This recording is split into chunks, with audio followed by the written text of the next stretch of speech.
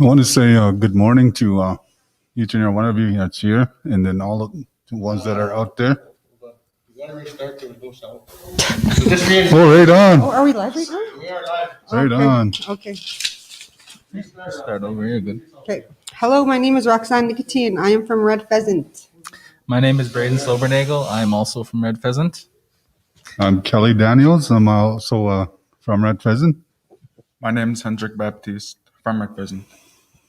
We at Clifford Whitney School are very privileged to have two guest speakers today, Kelly Daniels and Henry Baptiste. Our topic today is respect, kisteyihtowin. And humility, tapahteyimowin. So our first question we'd like to start off with is for Kelly. Why are the elders and knowledge keepers important to First Nation people?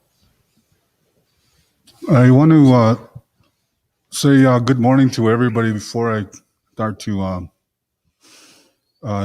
answer the questions here. And I just want to say I'm very grateful that we could make time to reach out to all the listeners out there. And I want to say that these ceremonies that we have has brought us First Nations people this far to this 2021 through the prayers of our elderly people and the ceremonies that they had.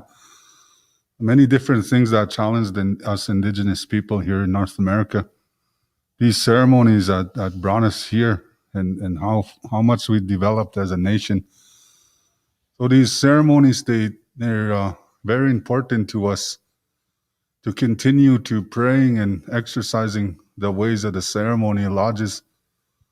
So their children and our grandchildren, our great-grandchildren can carry on to be a part of this world in the future. And they could also have a way of life to turn to in the times when they need help, direction, and to be taught the traditional way of living as far as respect and humility. Right on, really good answer there. So the next question I'm gonna actually ask Henry. So, how should a Napacist show respect for himself and to others? How I learned to how I learned respect is to understand that everyone, like I come from Red Pheasant and we have our way, and understanding that someone else from another reserve or another, I guess, part of the world is kind of different. So understand that they may have different ways of doing certain things, and not to try overstep and say like what they're doing isn't right. Just to understand that they have their way and we have our way, and respect for myself, and understanding that I am just a human being, and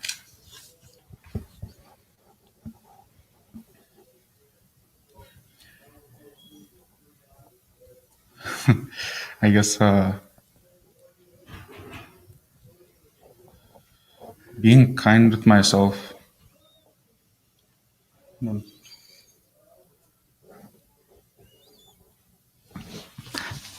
Right on. Well, that's definitely some good qualities to show. Trying to think. Yeah, no, it's all good. Yeah, we're just getting started here. We're just getting all loose and everything. It's all good. Okay, the next question is for Kelly. How should an Iskwes show respect for herself and to others? It's very important to be a good role model around children, because the children, they watch the actions of the older people they're around, whatever if they're just younger people. So they watch your behavior and they pay attention to you, even at times when we don't feel like they're watching us or listening to how we talk. So our children, when it's their turn to react or say things, that they're just kind of following in what they see and hear. So it's it's nice to, when you have children, to teach them good things. And like when you come to talking about squessa, to start talking to them of the things that the grandmas do, and then the things that the moms do, as far as helping in different ways and learning the different things that start them at a young age, like start talking them at a very young age, then start showing them at a very young age that the protocols and the little things that the women folks respect, and how they follow the respect form to all the things around them. So it's very important when you have a little daughter, to talk to them, even though if they don't listen at you, still talk to them, remind them, and still tell them, okay, this, like, be respectful today in a form of listening. When somebody talks to you, just listen, don't interrupt, like little things like that. You just remind them, and you keep telling it that they say "witamowin," like you're telling your child that. And then they also say kiskinwaswewitamowin. You remind your child to be respectful to the people around them, and the humility to start learning that as a young child. So when they develop the age to becoming an older person, they already have those skills, and they'll have, then that allows them to move forward in different things that they want to do in life. So it's very important, I say, to teach these children, like this, we're saying about these little boys and these little girls. It's very important to start giving them those acknowledgments to how to listen well, how to respond well, how to start to think about how to move in their lives. Really good words there. So this is just kind of building on the previous question for you, Henry. So from your perspective, what do you believe respect to be, or how do you show it? Either or. Like I was saying, to be understanding that everyone comes from their, like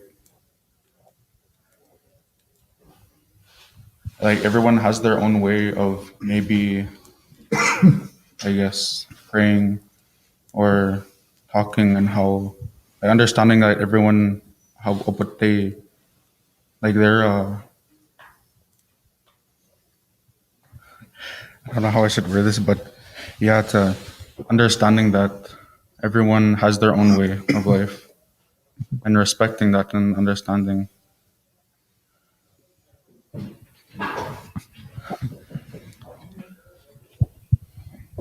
And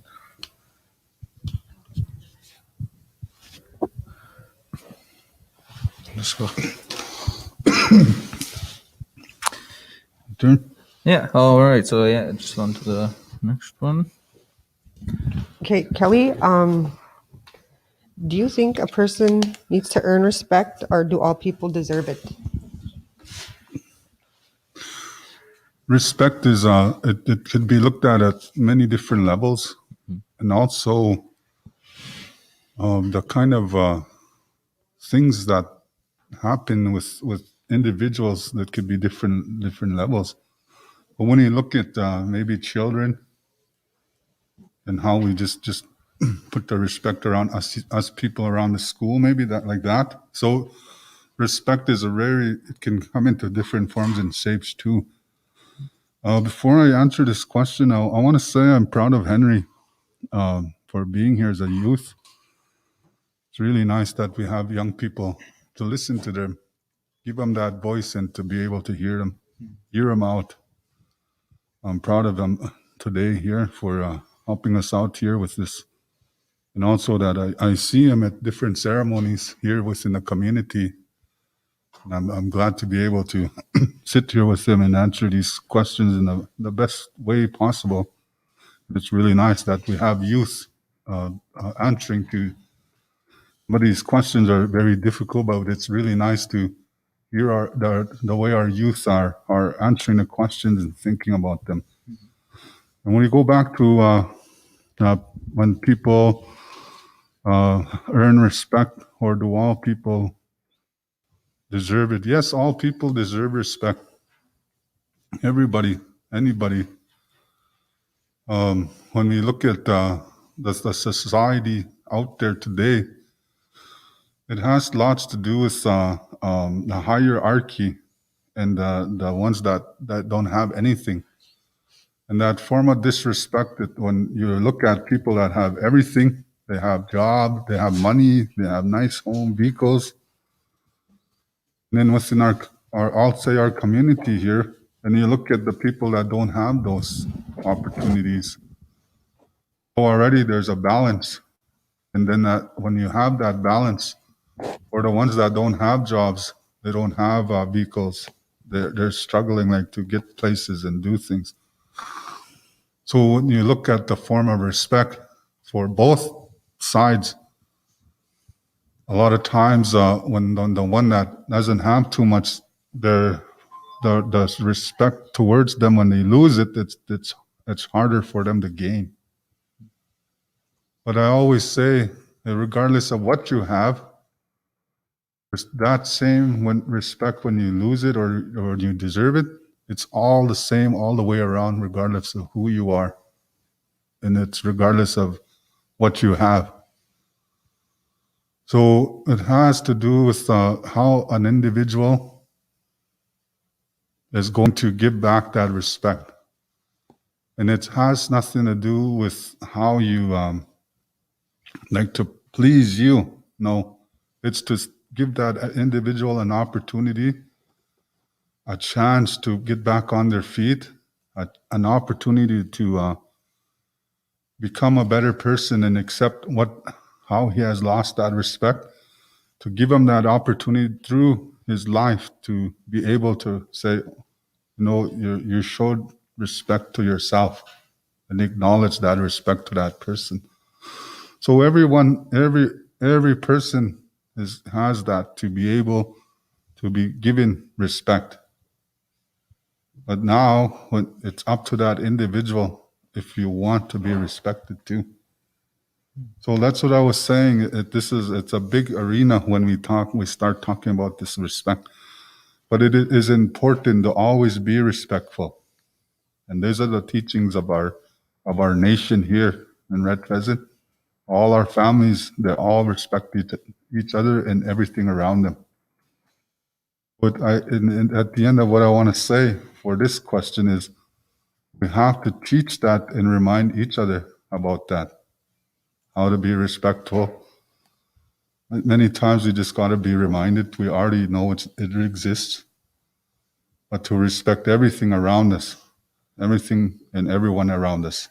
I just wanted to end my question that way this time here. Right on. And I also wanted to give you a opportunity to answer this other question that we asked Henry too. Like, from your personal perspective, what do you believe respect to be, or how do you portray it? It's how you treat others. It's how you acknowledge people around you.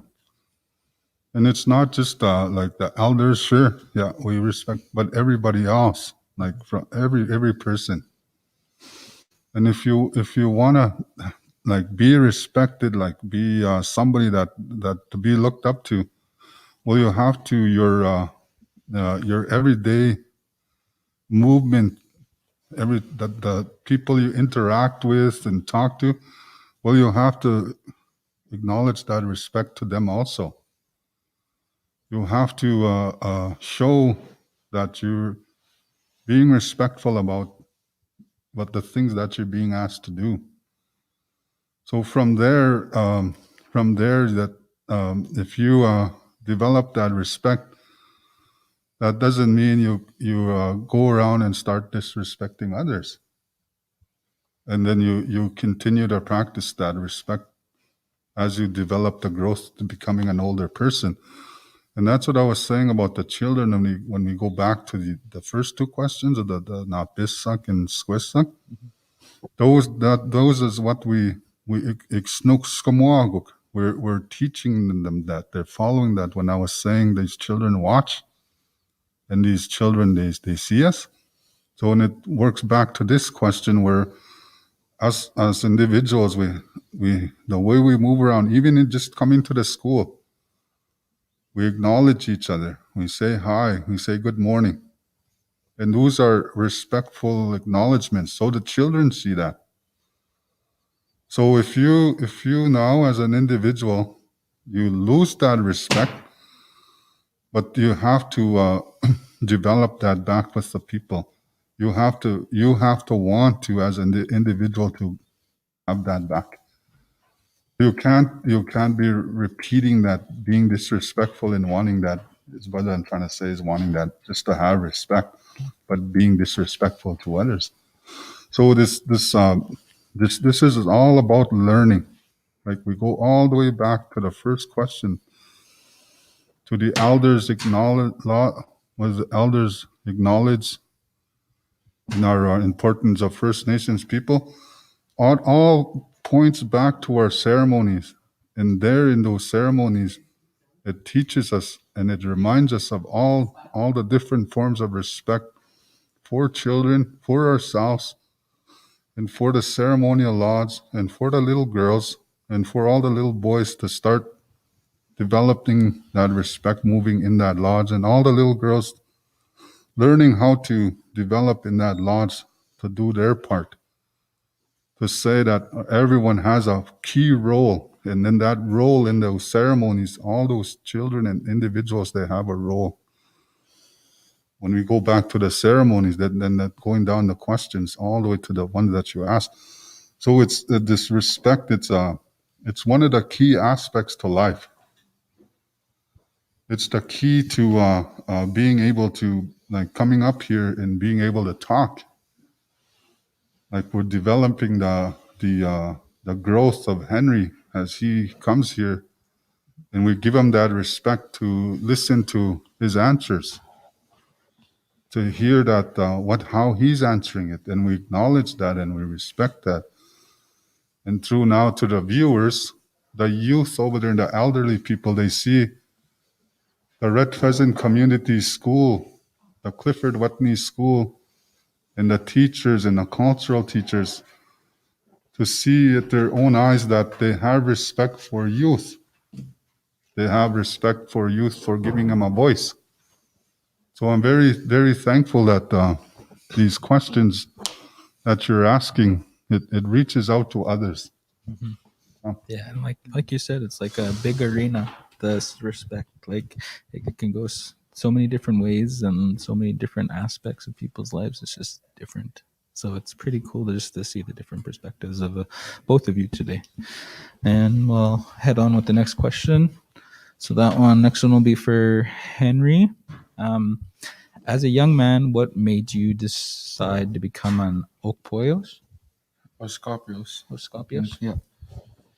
Well, I didn't, like, growing up, I didn't go to much ceremonies, and I didn't really know how, like, these certain ceremonies, how they would go, how they like the protocol, what needs to be done.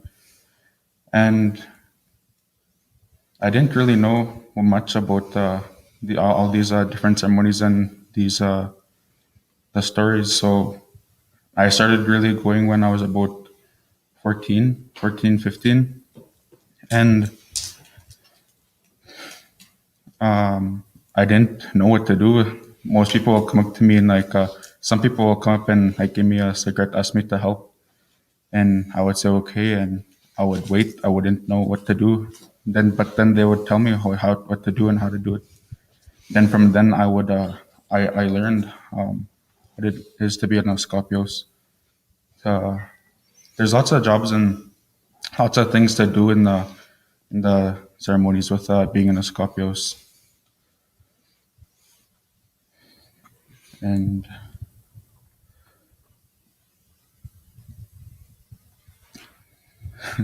yeah, Right on.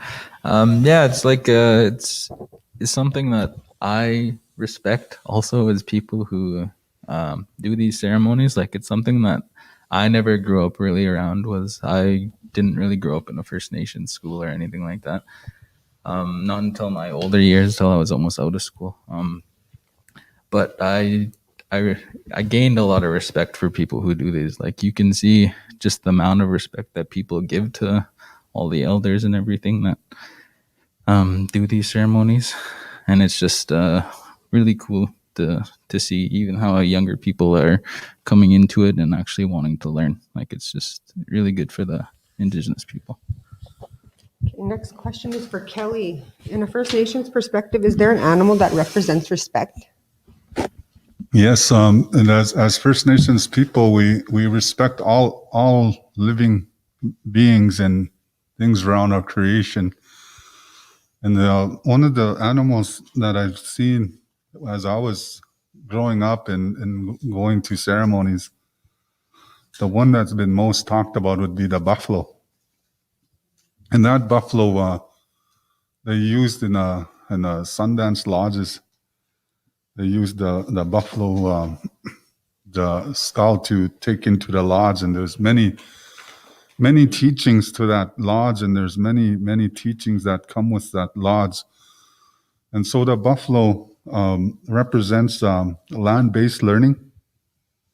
It represents language, interaction with seasons, hide making, meat making, as far as making dry meat.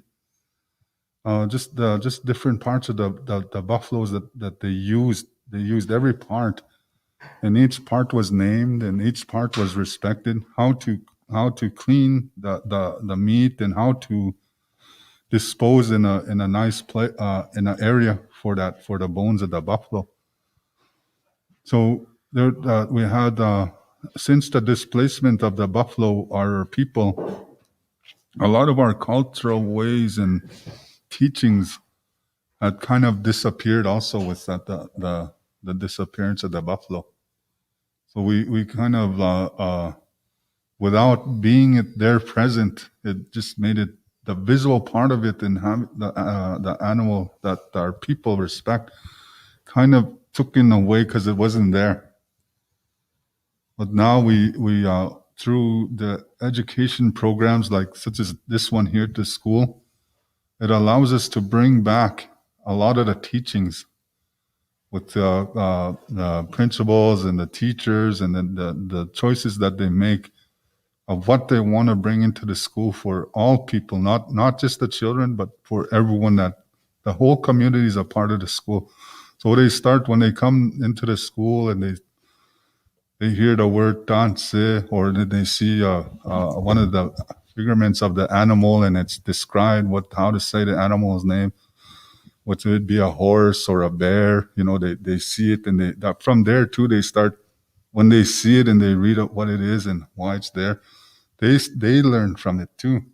So from those decisions that the school make for the community to learn, it's very vital. It's bringing back what we had lost with the buffalo. And then those animals, they, in the time of creation, they all had made a promise to the Great Spirit that they were going to be with us as Indigenous people, to teach us and to show us and to stand with us the times when we need help in our lives. So these animals, they help us to carry on in our lives. They when we acknowledge them through prayer or through ceremony, we depend on their God-given gift to help us to get across of whatever's in our path. So they're very highly respected. There's stories in our creation story where the buffalo had shed tears to the Great Spirit and promised that he'd always be with us, First Nations people. So even that far, we have to respect that, still respect that, even though the buffalo has been limited number in North America. We still have to acknowledge that buffalo for that. But in a time of coming when we really need help, he said, I will appear again. That's what he told the Great Spirit. So even with that, there's hope for us people, that we have this respect to all living things, and why we respect them too. If you have if you don't really know, or how come why do they respect the bear? It's always nice to go take a tobacco and go ask the elders that are there, or the people that are hosting that, and they'll start to share with you out of kindness, out of respect, some of the stories. And a lot of the stories, they're healing. They help you as an individual. So that's a form of respect too. You respect that person that much to want to become a better person. So these animals, they play very, very significant role. I've seen in ceremonies that they have a buffalo hide, and they pray about it, that we are able to clothe our children. And they have the buffalo meat, and they lift up the meat, and they make an offering, that we always have food for our people, and that we always have food for our children and grandchildren, that we don't go into hunger. So it's a very important symbol that each one that they use is the eagle, the bear, the horse, all the lodges they have, the chicken dance. Each one of those animals, they hold a significance that's very important to us. Right on, right on. And before we jump too far ahead, I actually wanted to ask you also. I'm just kind of curious, what made you want to decide to become a, what is the word? Oh, os. Scorpios? Scapeos, yeah. Oh, me? Yeah.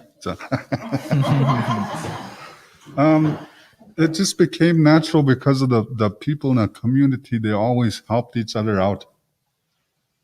When there was say if there was a feast in a community, then people went over there, and we'd go over there. Yeah. And then as a child, we watched. We were always told, sit still and listen and pay attention. So as a child, we watched people moving the food around, or else if it was a ceremony, we'd watch. And we were always told, watch, because there'll be a time it's your turn, then you'll know what to do. That's why we were told to sit there and pay attention. As children, we can't sit still long. Mm-hmm. But we were told when we were doing that, watch them.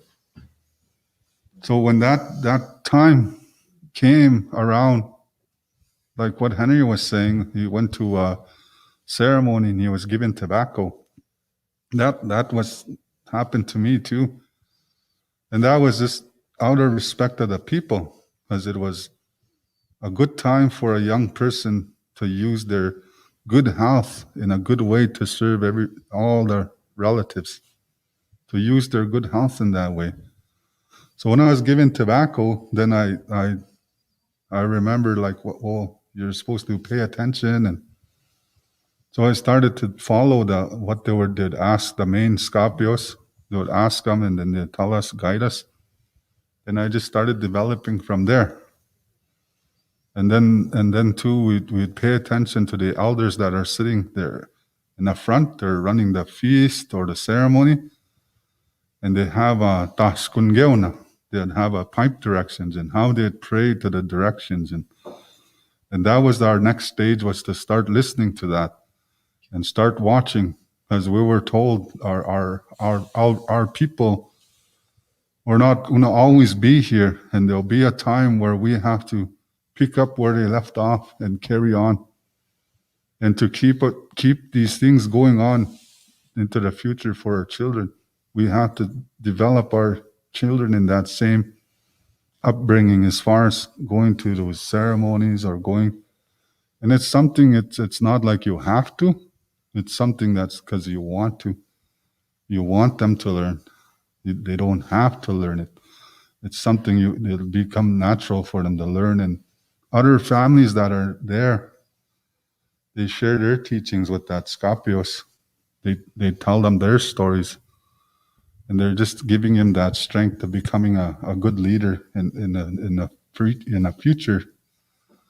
So me, myself, when I go there, today, when I'm at Scapios, I do it out of the respect of the ceremony. And then I do it for the ceremony, what it means, that ceremony. I don't try to see, well, who's running it?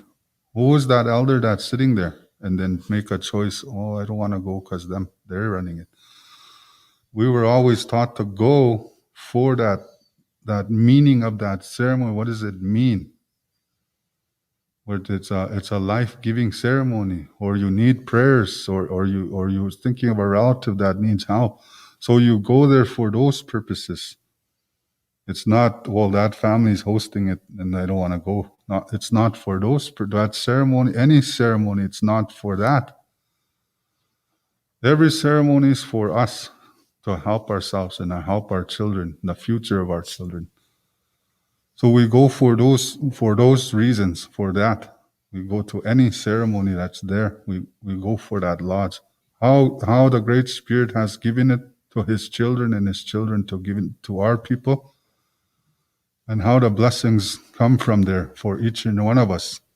We go home, they call it kisteyihtowin. You go home with that blessing now. So you go over there to grant that life for yourself. You go to a ceremony, then you add life to your life. So that was the teachings of the Scapios when I was growing up to today. Still, I'm a Scapios, but I'm be able to say these words from the teachings of all the families that continue to pray in those ceremonies. That's their teachings, and I'm proudly to share it here today with each and everybody here that's a part of this today. Right on. So this next question, I'll most likely ask both you, but I'll start out with Henry. So in First Nations culture, how does one gain respect after it has been lost? I Or guess, how can you? yeah, like I understand it and it was taught to me to respect yourself. And like respecting yourself and like not really like really watching what you do. And like when I first went to the lodges, I didn't know what to do, and so sometimes I would mess up, like I would turn the wrong way, I would do the wrong thing. So but then they teach you, they'll tell you, they won't like really get mad, but they'll say like it's not really supposed to go that way, and then they'll tell you how it's supposed to do. So you learn that way, and then you start to understand and get that respect back, understanding that we're like, you're just human being and we don't know everything, we only just know a little bit. So just learning that again and understanding and keep going on with that for that respect. I understand it. Right on. Thank you. And yeah, back to Kelly. So yeah, in First Nations culture, how does one gain respect after it has been lost? I think our respect could never be lost. It's this off. Can you hear me? Okay, I can't hear myself. Anyway, respect is never really lost. It's you always have each individual has that respect. That each individual has that given that gift of respect to respect themselves and people around them. It's individuals that make the choice on that individual to say, I lost respect for that person. So it's an individual that makes that choice on that person. Because why I say that is when we have the lodge ceremonies or when we have the pipe ceremonies, the ceremony itself, it forgives people, and it forgives people that has made choices in their lives where they could be lost by human beings saying, well, I don't respect this person because of the things he's doing in his life. But when we have the ceremony, it doesn't look at a person that way. So that's why that's why I was saying a person doesn't lose that respect. Regardless of how you had lived your life, that lodge, that ceremony, it forgives you, and it gives you that opportunity to accept the mistake that you might have lost, that you felt that was a mistake to you, or had lost respect to maybe certain individuals. But to accepting that as your, and then you develop to becoming better that next day or that future of your life, accept that and move forward. So it's like I heard people talk about the Christianity church, where they talk about Jesus, and that Jesus has said, it don't matter how you had done in your life, but when it comes to praying to me, I will forgive you, I will bless you. So it's the same in our ceremony. It's the same way. Any of the ceremonies, you go over there, it doesn't look at you, or you have done wrong, you lost your respect. It doesn't. Those lodges are not made for that. So that lodge, that ceremony has the same outlook to everybody, where, okay, well, you lived the life you wanted to live, but you're here where, well, this lodge, this ceremony is going to forgive you, it'll listen to you, it'll bless you, it'll help you. So, but that individual from there, once he has start to gain that respect for themselves, to keep it, to hold on to it, to not to feel that like they lost all respect and then give up on themselves and things around them and choices in life, but to gain, when they gain it, to walk it. It's easy to say I have respect, but it's harder to walk it every day. So to be able to have that strength to keep that respect to themselves, and when I say that, it's mentally, physically, and spiritually. When we talk about physically and when respect, that means not only the outside of your body, but inside your body also. Then you respect yourself. You watch what you eat. You take care of your health. That's what I mean. So a person just has to carry on when they maybe certain individuals, just being human beings, sometimes they never respect that person again.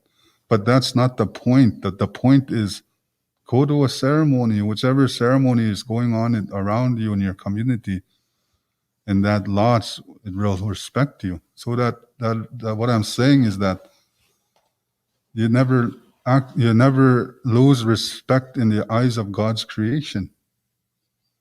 But that when you look at human beings, they lose respect. They lost that respect to each other.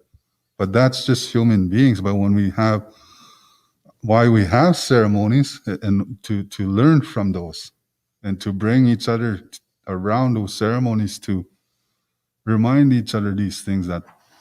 That's why our people, our ancestors and our grandmas and our grandpas, that's why they depended on those ceremonies, and they took the children and the grandchildren there so they can develop all of that, and they could learn it and understand it for themselves.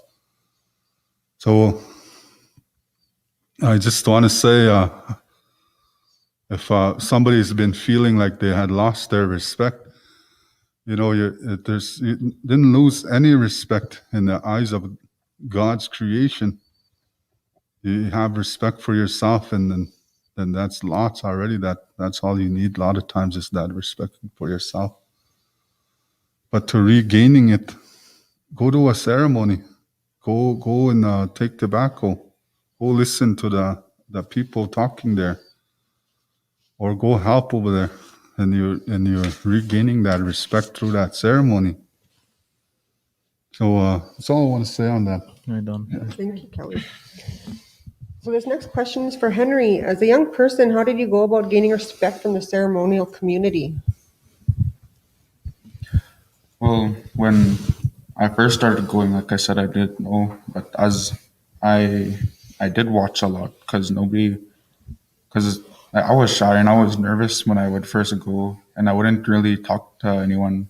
So I would just watch the people in the Skopje how they would move and what they would do, and I would catch on. So when it was my turn, when I would be asked to go and help, I would just do what they were doing, and then that's how I guess they understood and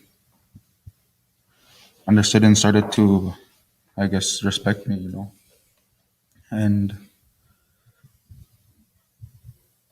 and when I first started going to ceremonies, like I said, I didn't really know what to do because I didn't really know much. And when I first started going to the sundances, I wanted to go there. Like no, nobody told me to go there to go and help. So I wanted to keep going because some of my siblings they might really like hockey or games, but then this is what I really like to know because it's really like amazing and all the stories and all the creation stories and what they do there. That's what I like. That's what I wanted to go and do and learn because how it helped me and made me feel with like understanding life because I'm just a human being. Because even growing up, I thought I was a lesser human being because when I was younger, I used to think that because as a little kid, I would think that just because I have brown skin, because I'm an Indian, I am lesser than those white kids. I would think that I would never have like a real big nice house, have a real big nice car. I wouldn't have as good things as them, as much opportunities, as much happiness as those white kids have because of what I had seen on like I guess TV and growing up. Then when I realized that wasn't true was like I was trick or treating with one of my friends and we came to a house where some non First Nations people lived and it didn't look as good as to what I thought what a non First Nations house would look like. Then I started thinking about that and this was like when I was about like around 14, 13. So then I started thinking that maybe we're not so different, that I am not down here and they're up here, that we are the same. And because when I started going to the ceremonies, I started learning that, in the creation stories, they talk about all the first children of the creation. When they were first made, they were just white balls of light. That was their spirit. And they were all made equally. And then when they got their physical body, maybe they'd be really big like a whale, or else really small like a little bug, but still their spirit is the same. And I didn't know that. So that's why I thought I was less than that. I didn't mean as much to like, I guess before I would think God. But now I think about Creator and He's really kind, a really beautiful being, what I had learned. Really gentle and understanding. And understanding that we're like where we're from, and other side of the world where other people are from, we're still the same. Maybe I don't make as much money as they do, have as nice clothes, real nice expensive clothes, but still I'm an equal human being. Understanding that I don't need those things to feel real like I'm worth like a human being. That I mean as much like to them as like in Creator's eyes, in Mother Earth's eyes. So that's what I learned going to the ceremonies, and it that's why it means so much to me. Like coming here and talking about this stuff. And these other questions, I was nervous, so that's why I didn't talk as much. You did good, Yeah. Henry. Thank Yeah, you for no, coming. that was a really Very proud of powerful you. story that you said right there, and really Yeah. wise words. Like you're really wise beyond your years, you can tell, and like you just being like traditional. You can tell it's really helped you in your thinking, and like you can tell you're mentally strong. So I wanted to thank you for coming on today. You did really well. Yeah. And thank you to you also, Kelly. I think that's all we have for the questions today. So that was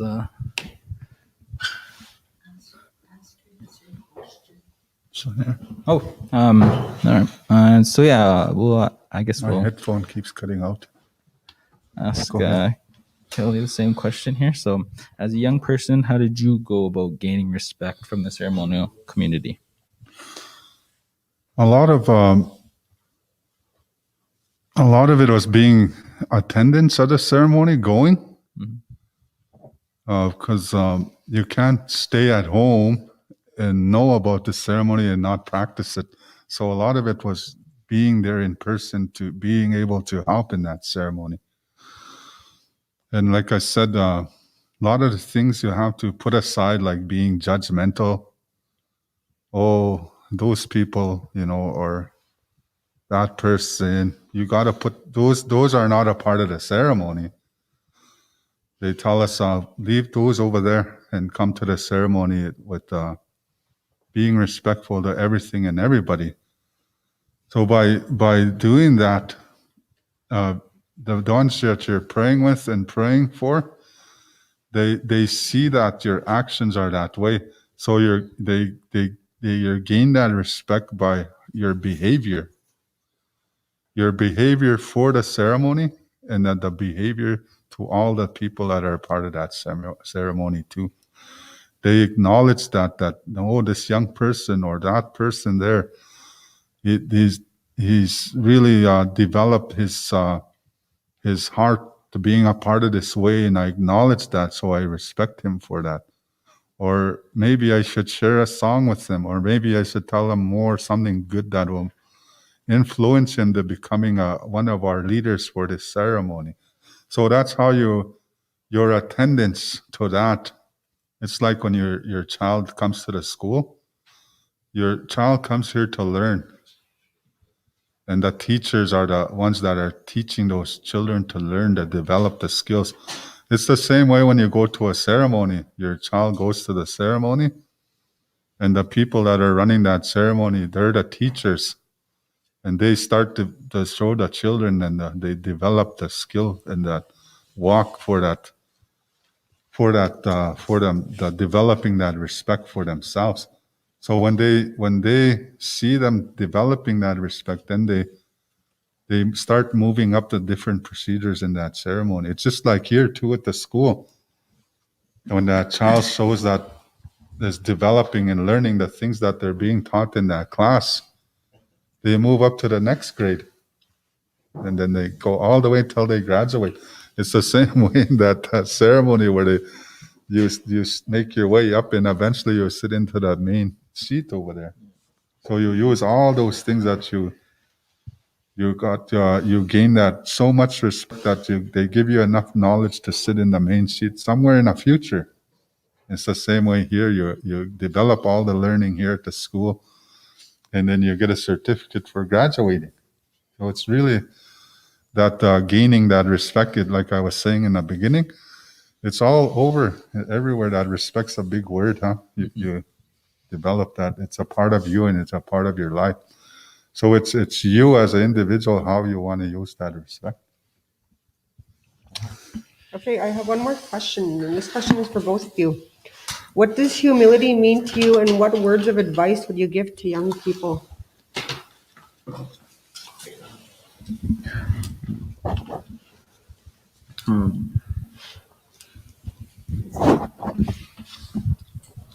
I guess understanding that you are just a human being, and I know, like,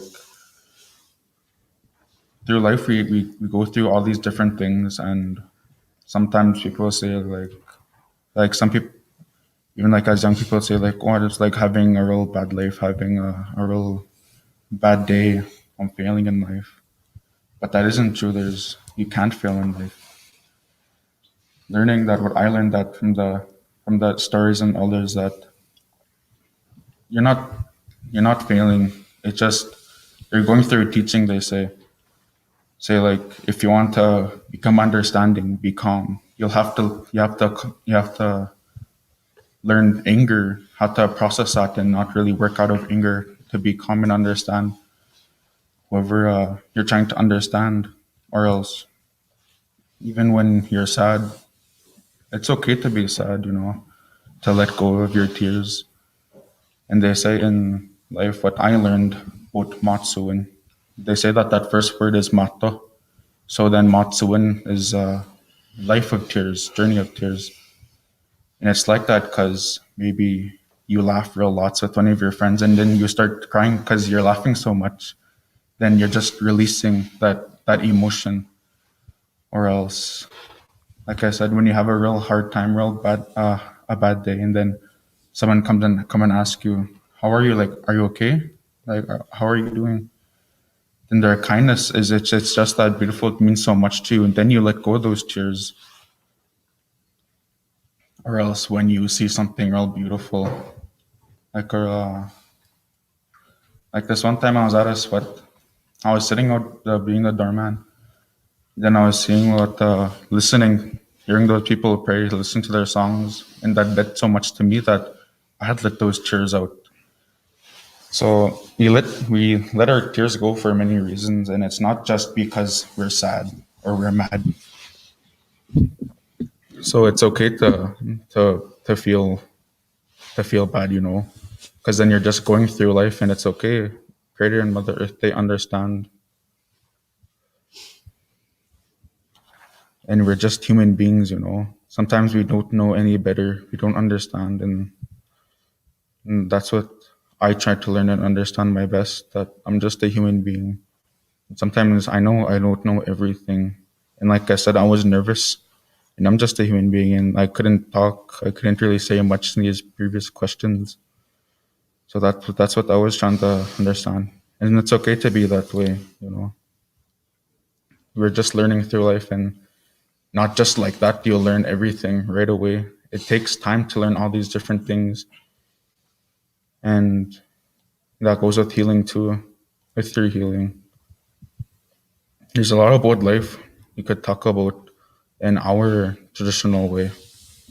There is like a long story with the creation stories that talk about the different parts of life with that I heard and learned about. I'm still learning, so I'll just say that for the young people. And all right, and to Kelly, what is the question? What does humility mean to you, and what words of advice would you give to young people? I don't know why you guys make such tough questions. I was really hoping you would say a question would be like, how much money you spend at the bingo weekly? I thought that would be like Well, how much do you? that would be like a First Nations question on like today's society. But anyway, humor is always a part of our ceremonies, and it always goes back to Wisagichak and how he had gave many different teachings to us, and a lot of it was humor, and a lot of it was to make each other laugh. And why it's not just to laugh; it's because because a lot of the downfalls that we are faced with in life, a lot of the challenges that our relatives or family or somebody in the community is faced with, and some of them are really harsh realities. So a lot of that humor, it brings laughter to us. And when they say when you're able to make that person laugh, you make others start to have that.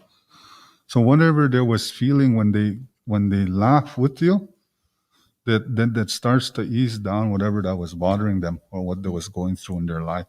And when that laughter becomes like a medicine, and it becomes like a healing to them too.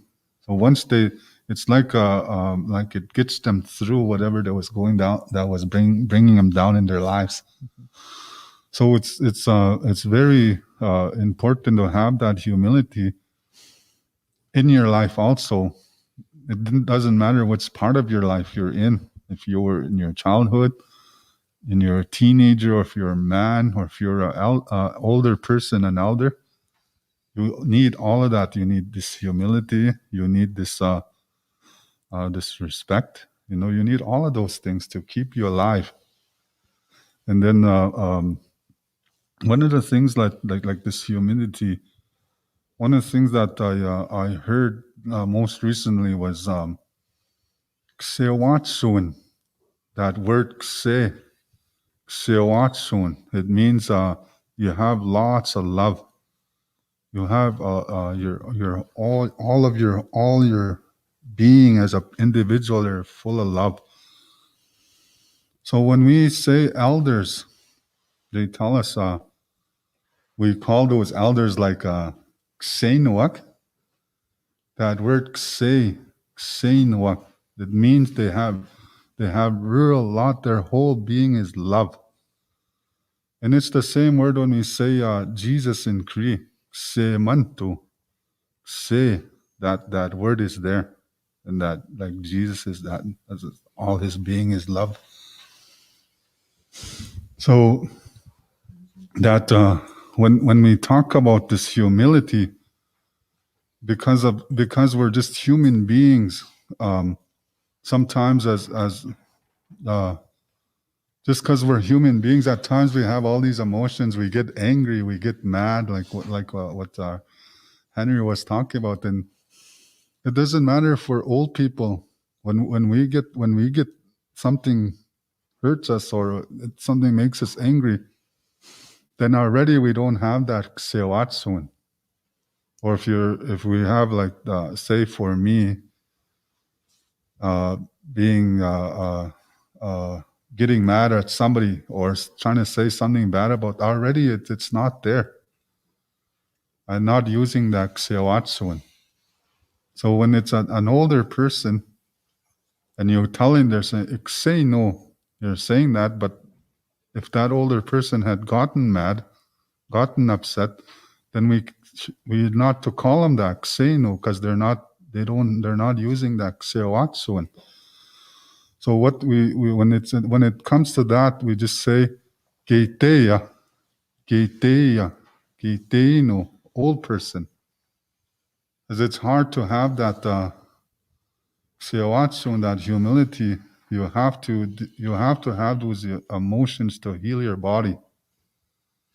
Those emotions, you have to, at times something has to get you angry, and it makes you move around, and your thought thinking that brings your brain to thinking, that makes your brain like to think it's working. And then like to being sad and to being happy, all these different things. It's just those emotions, like I said, they just keep us alive. So this humility is it's how you use it on yourself.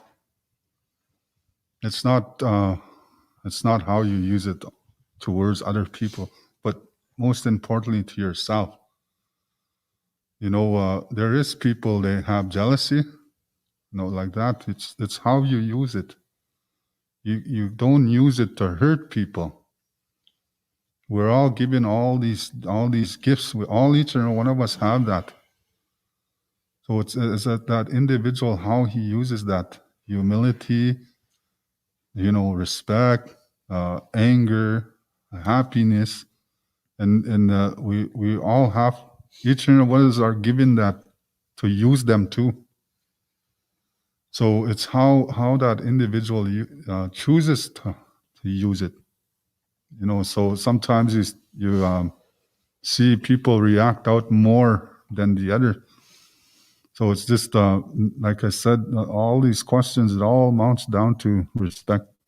It's how you respect that person, and maybe you can tell them, hey, look, there's a better way to behaving, because you respect him or her like that. So this humility, it's a big role to each and every person. And without it, maybe we'll just we won't be the people we are today without this humility. So, and really, thankful that we get to share these different answers and questions that you're giving us to share with everybody that's listening out there. And we think about our children. It's very vital for their futures to hang on to a lot of the things that's been said here. We're hoping to touch many young people, to even all the children, to see us up here, sitting up here, that it could be an inspiration to them.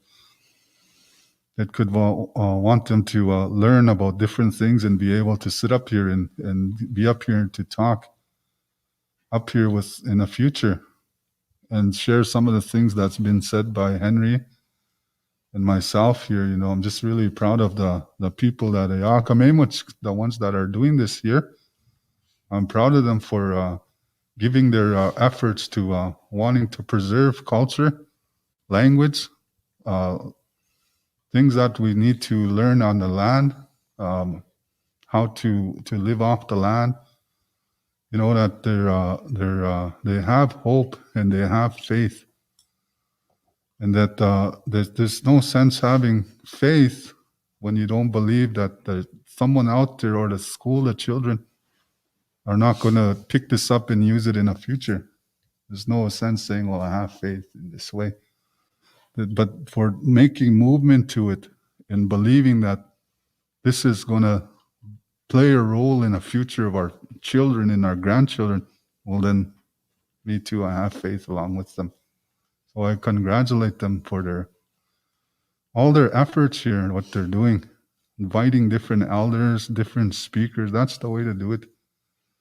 And this time of the season, the stories, the different things we get to talk about, following the pattern of the ways of our life from beginning to time, you know, following that pattern, talking, being able to talk and name certain animals, and like I named Wisagitsak, I said his name, well, being able to say those different names here, following a structure that's been a pattern that where our elders have been doing, that's really good too.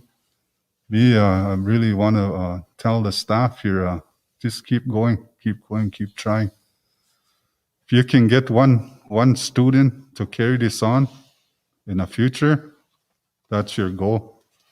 That's your goal, and that's the gift that you're gonna get. So thank you very much. Thank you. Thank you very much for coming on today. Both you and Henry, you guys were both very awesome, really awesome guests to have.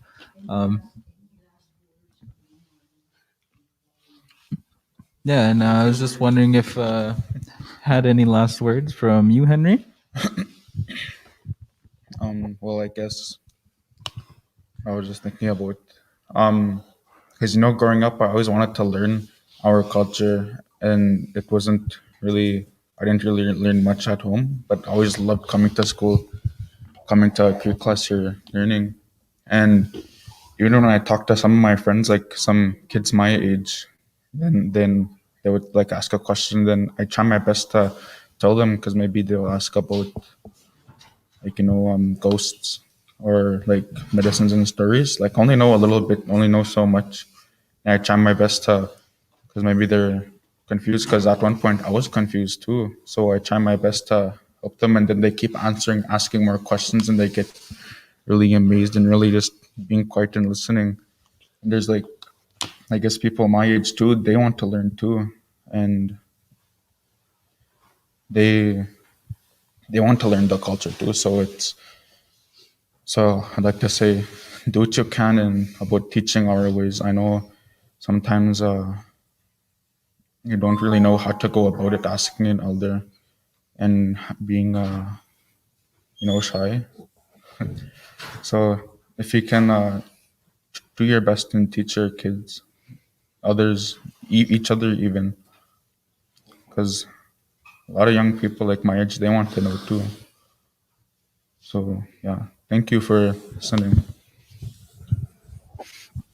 Right on. So yeah, just thank you guys again to both of you. You guys were both really awesome guests.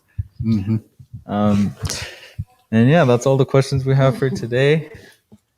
And right on there. Questions in the Ding. Oh yeah, if there's any questions in the comments, we could answer those right now. There's your dad there giving you a shout out. No, come on up here. Yeah. Awesome, you guys. Give me Yeah, one no, of that these. was good.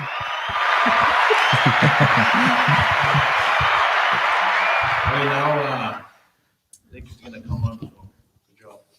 Just tell Nick he's coming on. And we're gonna keep going right till 2. Right on. So next we have Nikki coming on. We're gonna keep going on the live going right until 2. So if you guys are still here, stay on.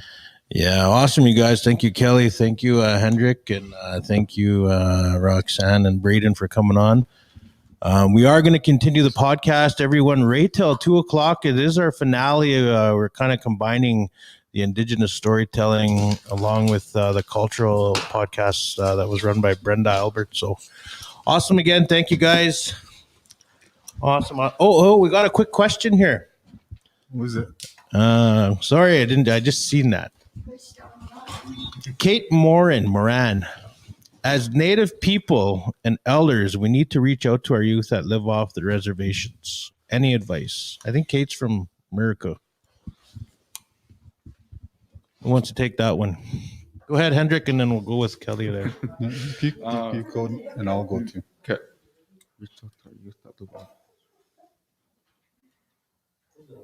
You want me to take it first? Well, I guess I'll answer it. Yeah, go ahead. You still hear me? Okay. Yeah, more like I guess I'll just say it from how I felt. I was like shy and I didn't know, and maybe some people, like people my age, they want to know, but they can't really don't know about it, how to talk. So it's best if you like maybe like if you feel like you should tell them something, a story, then you should tell them, because that's how it was with me, and just do your best. Yeah.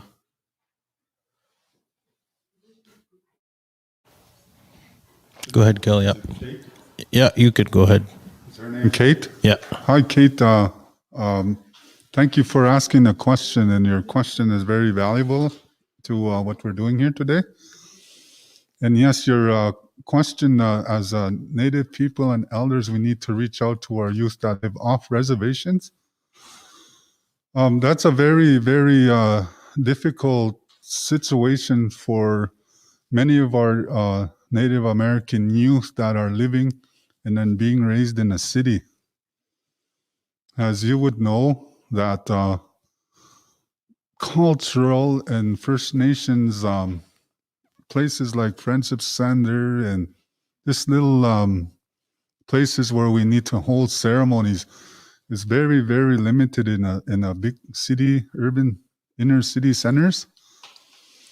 Kind of to say it's not something that the government really wants to put big buildings up for, or so much money. So that really plays a big role when it's off the reserves. But when it vice versa, when it's in the reserves, we have our own decision making to when we want to have a ceremony. For as far as reaching out to our youth, we all of our ceremonies and I want to say include all of our reservations in the surrounding area, or where there's ceremonies. Everyone is welcome to be attentive, to come over and be a part of the ceremony. It's very hard to reach out. I know social media plays a big role today.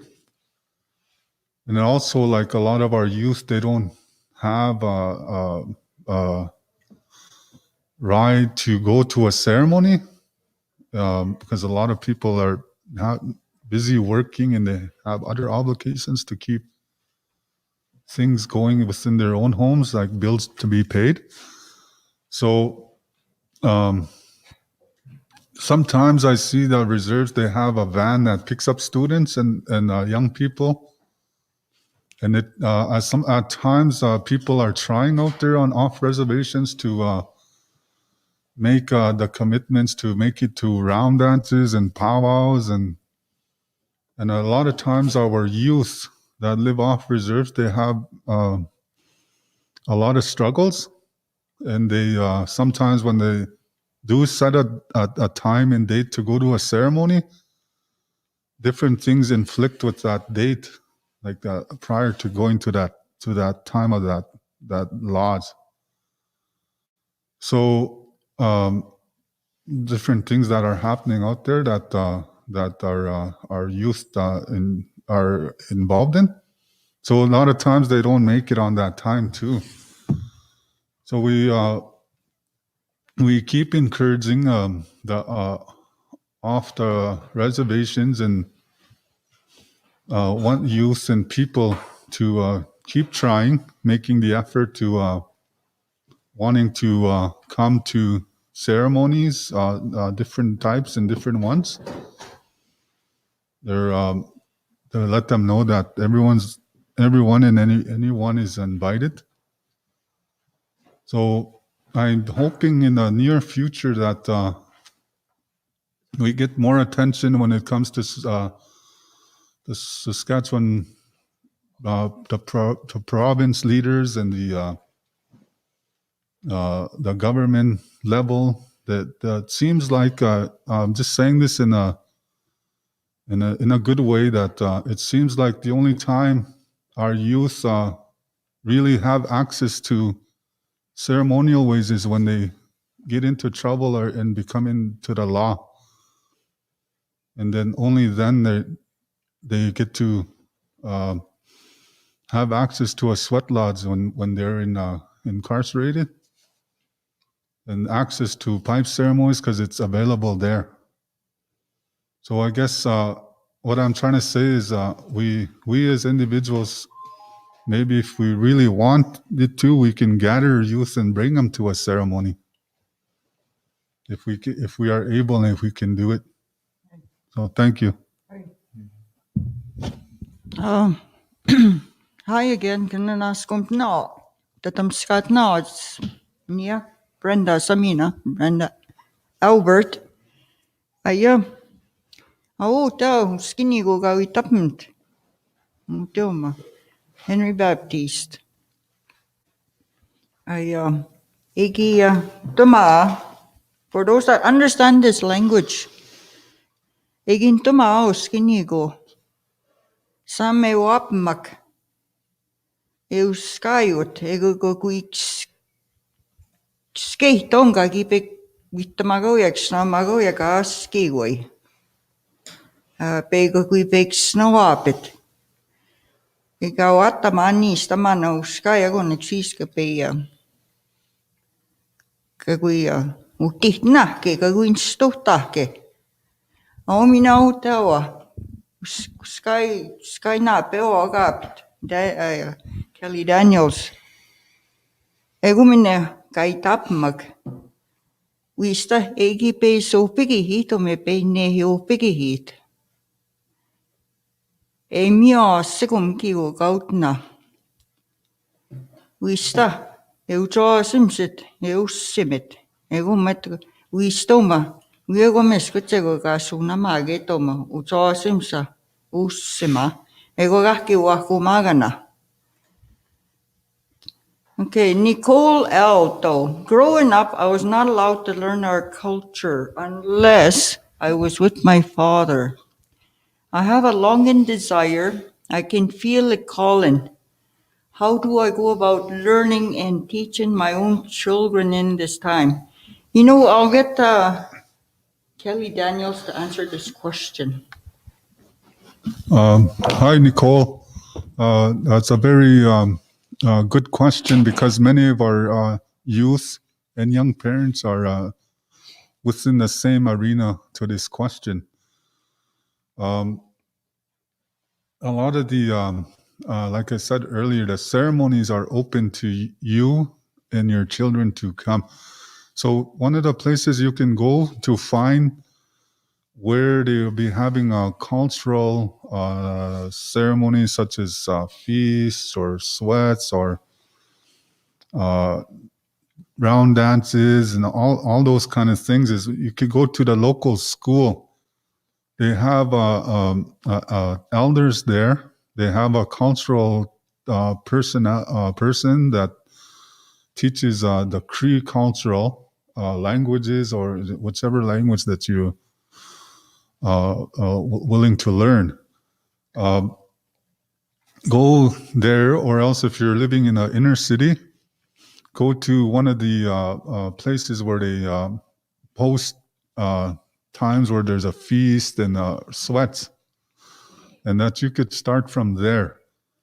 But if you want to get being more more just your family, maybe check with your relatives, that the ones that are attending cultural ceremonies, and talk with them, and then also get advice to when their next ceremony is, and then make the time to attending and going with your children, because all this learning that you're going to achieve for yourself and your children, it's very healthy for your mind, body, and your spirit. Hey, Kelly Daniels. And then I want to ask Henry, because he is a young person, and I want to ask, he knows the question, he knows what Nicole over there wrote, to tell how did he know, how did he feel that it was time for him to start learning this culture ceremonies? Go ahead. Well, I guess growing up, I did want to go into the ceremonies, and when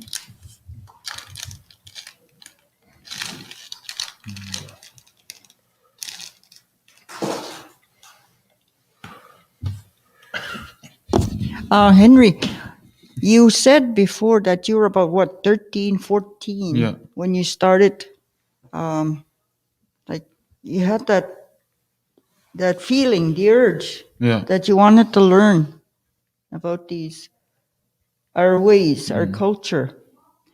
So,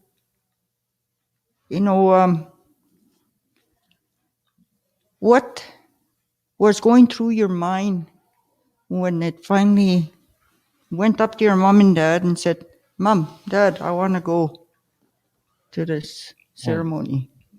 I just kind of, really wanted to go. I wanted to go and learn. I wanted to go over there and go spend time with, just to go and watch and just to listen what's going on. And a lot of it learning is how I learned was listening and watching what the I guess what the Skopje suck, what they're doing, and where the women sit and where the men sit,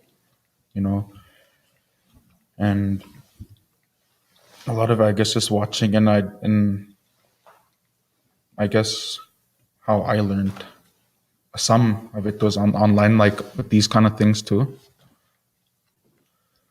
And there are good stories that I really liked growing up about Osaka, learning those stories, and there's a lot of them that give good teachings. And I did think a lot about certain stories that if I didn't really understand it right away, I would keep listening to those stories in my head and trying to understand what they're trying to say. Hi, Henry. But anyways, the two topics that the staff members that were sitting here previously, Roxanne, Nicotine, and Braden, they chose the topics respect, kisteyihtowin, like, kisteyihtowin, and humility, tapahteyimowin. As Mr. Kelly Daniels was explaining, all of these are connected as you're growing up. And I hope the viewers picked up a lot of information from these two guest speakers. Because, when you want this kind of information, like if you have that yearning to know this kind of information, it doesn't matter, we're losing Tapwe. Really, truly, we are losing our elderly people so fast. And when they're gone, their knowledge goes with them. So now we have these these young people like Mr. Kelly Daniels and Henry here. They picked up all this information from those elders. It's them, people like these two, that carry that knowledge. And these are the type of people that you can get a hold of. Modern technology is really amazing.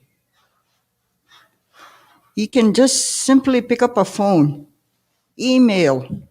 People have emails, Facebook. If you live far away and it's impossible for you to go to that person's house, especially right now because of this pandemic, email, Facebook, whatever. Right, Mr. Daniels? Yeah, that's right. Yeah, if you're wanting an answer to a question, or if you want information, that's all you need to do. And with saying that, a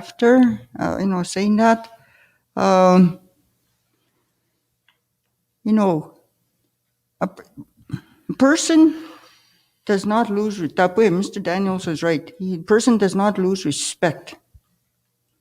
It's just that they can get it back. Same thing with our language. Muayman, it's not hard to get all these back. Okay, especially now. And after saying that, I would like to thank Mr. Daniels and Mr. Baptiste over here, Henry Baptiste and Kelly Daniels, for coming down. Yeah. Before I go off, I was just reading the one of the comments there from Clayton Tatusis. Okay. Is it okay if I answer that? Okay. That's very nice of you to speak of our people that way, Clayton. And a lot of times in our ceremonies, when you're going to have a lodge, when you're going to plan on any kind of a lodge or a ceremony, you first look around to who is the ones that know the education of that lodge, the movements of those building of the lodge, the songs that come with going to get the appropriate kind of tree for that lodge. There's songs that go with that. And there's ways that once you had asked that elder, you'll have to stick with that elder too. You can't be switching off elders. You can't be saying, "Well, I don't want him anymore."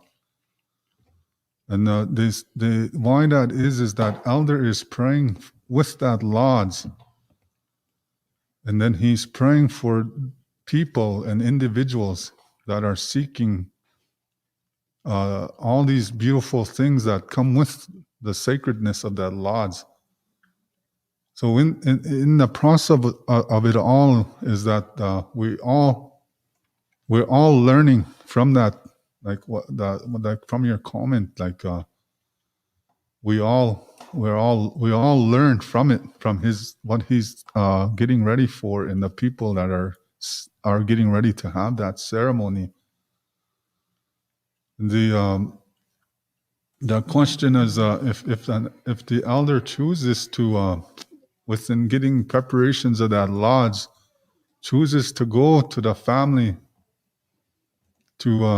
ask them for help, maybe splitting wood or hauling a certain type of tree to that lodge, then an elder has that opportunity to ask maybe a younger person that is stronger than he is to lift those poles to cover those lodges, or put rocks on the rocks.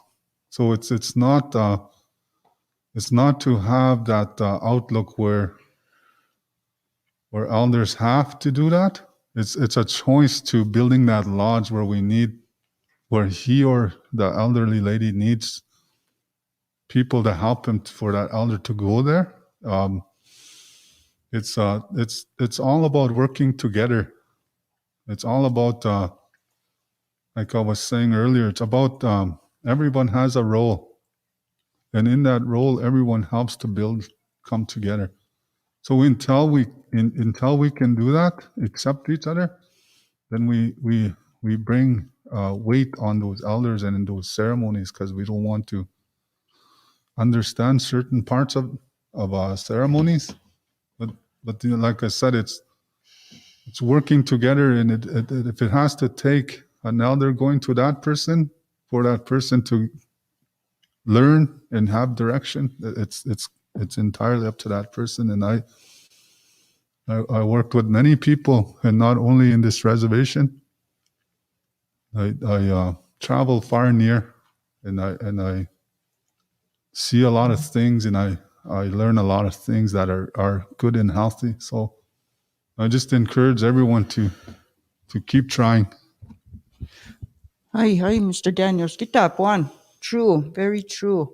So with that, I would like to again, thank you very much, Mr. Kelly Daniels and Mr. Henry Baptiste, for your encouraging words. And I hope that a lot of people have picked them up on the topics of kisteyihtowin, respect, and tapahteyimowin, humility. So with that, well, thank you very much. Thank you. Thank you. So I guess we'll continue with Nicole Olette and Rhonda Barber. We're going to. Yeah, thanks to our guests for showing up today. That was a wonderful way to spend the morning, and we thank you for your knowledge and your teachings. And we're going to carry on into next part of our podcast, but I think we're going to say a few words with Rhonda first as well. Sure.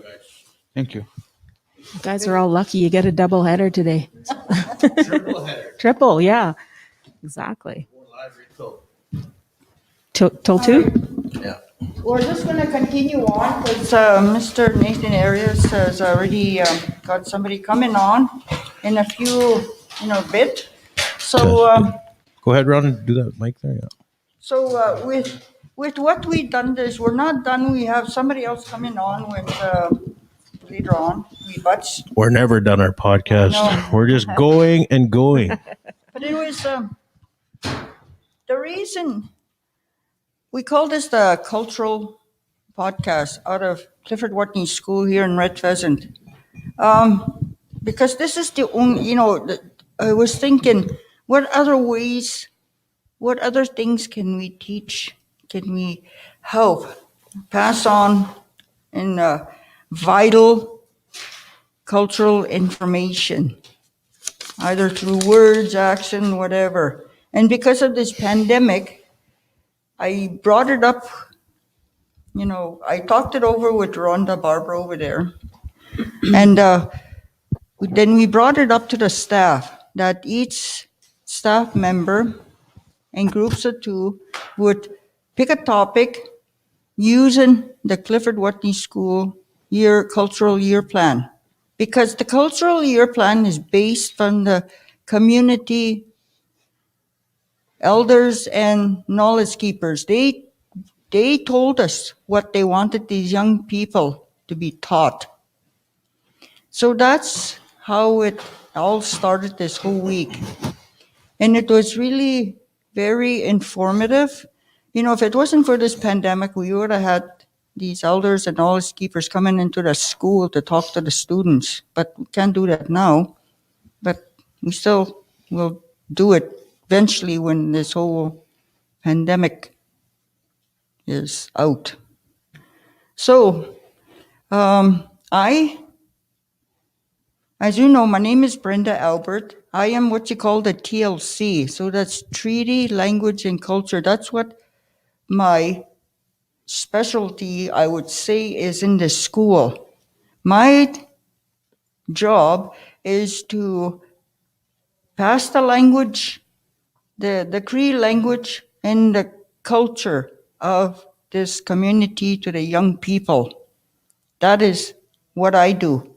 And I help the staff to, if they want to develop some kind of unit on the language or the culture, that's where I come in. But I'm never alone. I always have community members I resort to for assistance. So that's what I specialize in. Because I am not from this community, but I get advice from the community members here. And I'm always striving, what else can I do to help these young people? Because,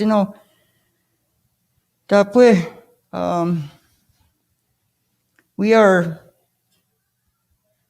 not very many people speak the language.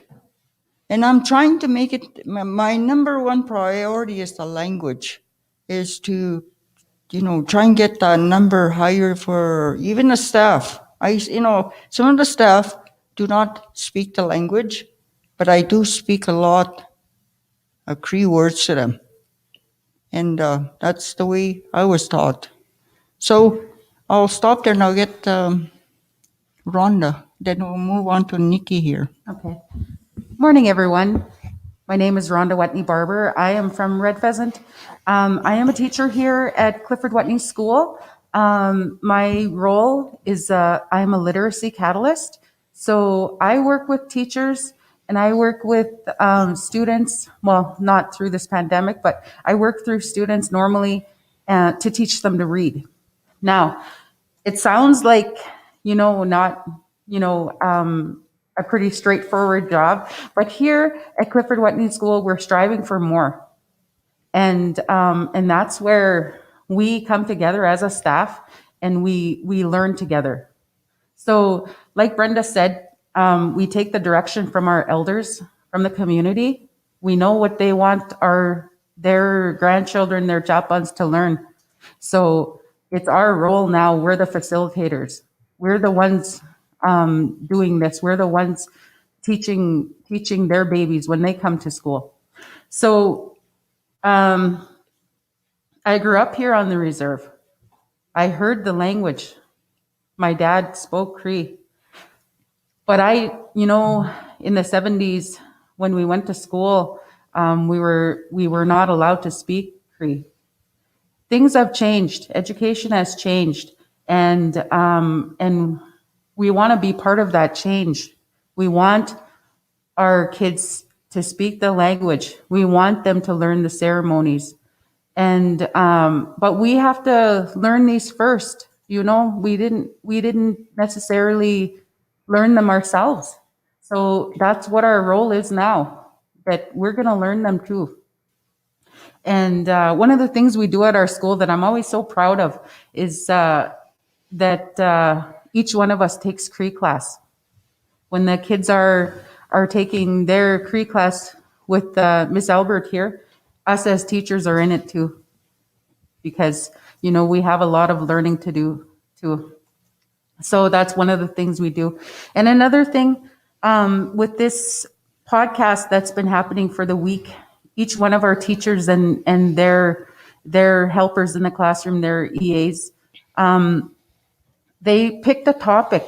They picked a topic that they wanted, that it was directed from the elders. And they learned about it themselves. They came together, those two teachers, and they chose their topic. They chose their person or people they'd like to speak on that.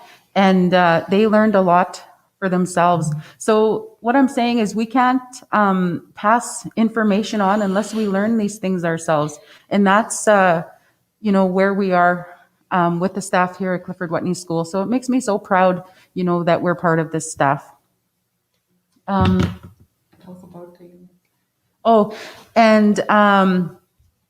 When we're planning now, so next week, because this week we did all the podcasts. Next week now, what our job is to unit plan. We're going to unit plan with using these topics now, and that gives the teachers direction. We use the Saskatchewan curriculum, we use the TLC year plan, we use all of that information, and the information we got also from the podcasts. So we take that now and we make unit plans. And with those unit plans, that's what they will teach the kids now. So it gives us lots of direction. It gives us lots of information. So anything else I should say on that? I'll give you an example. I'll speak on, growing up. Some of you you women out there, Squawk, you were taught, some of you, if you were lucky enough, you were taught to cut up meat, deer meat, moose meat, into strips so you can dry it, when you were young. Now, when you get older, you know how to do it without being taught because you were taught already. And now it's your turn to teach these younger generation, your children, your kusimak, your grandchildren, maybe some of your Japans. And that's how we're doing this whole cultural podcast. We learn from these elders, knowledge keepers. Now we're going to try and, with more assistance from the community members, like with the curriculum and the TLC curriculum outline, we're going to continue expand it. But this time we're going to keep it in written record. So other teachers, educators can use it, but they can adjust it to their own community. Mm-hmm. Yeah. So I'll stop there, and Miss Nikki Olette will introduce, talk about herself. Well, good afternoon, everyone. It's me again. So I just wanted to say that I've had a really good opportunity here at Clifford Whitney School. I've been doing my practicum, and I'm learning so much as I'm here, and what they're doing and what the school is doing in these podcasts, and even just like this last week as well, is just something wonderful to see. As Rhonda said, even though a lot of us, our parents may have spoken the language or may speak the language, it doesn't necessarily mean that we do.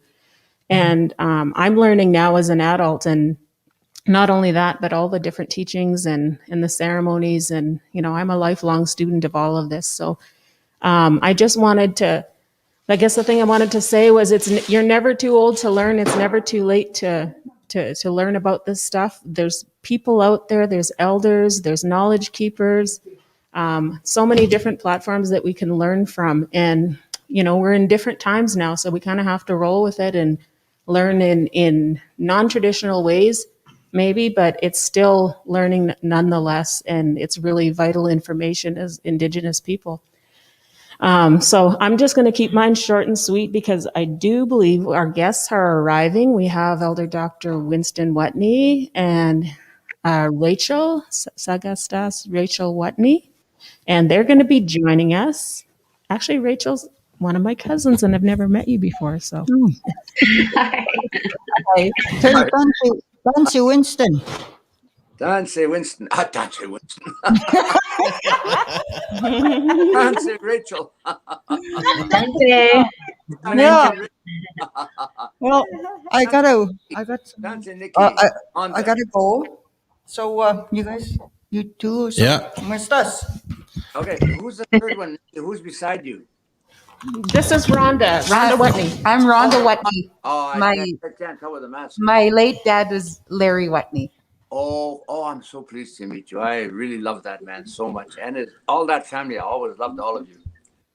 Yeah, Uncle, I'm in the back here. This is Nathan. I'm in the back here producing, but I have a mic here. And hello there, cuz. How are you doing? Hi, it's been a long time. We are rolling 3 podcasts into one today. It's our finale. So we just finished one podcast, and we're just continuing rolling it in to where you continue with your Monday to Friday thing. So this is the final day. And like I said, Uncle, I texted you that Celeste Tatusis will be joining us at 1 p.m. for TP teaching that we'd like you to roll into that, and we'll wrap it up after that. But for now, it's you and Rachel and Rhonda and Nikki here, ready to rock. First, before we start, how is your uncle doing, Eldon?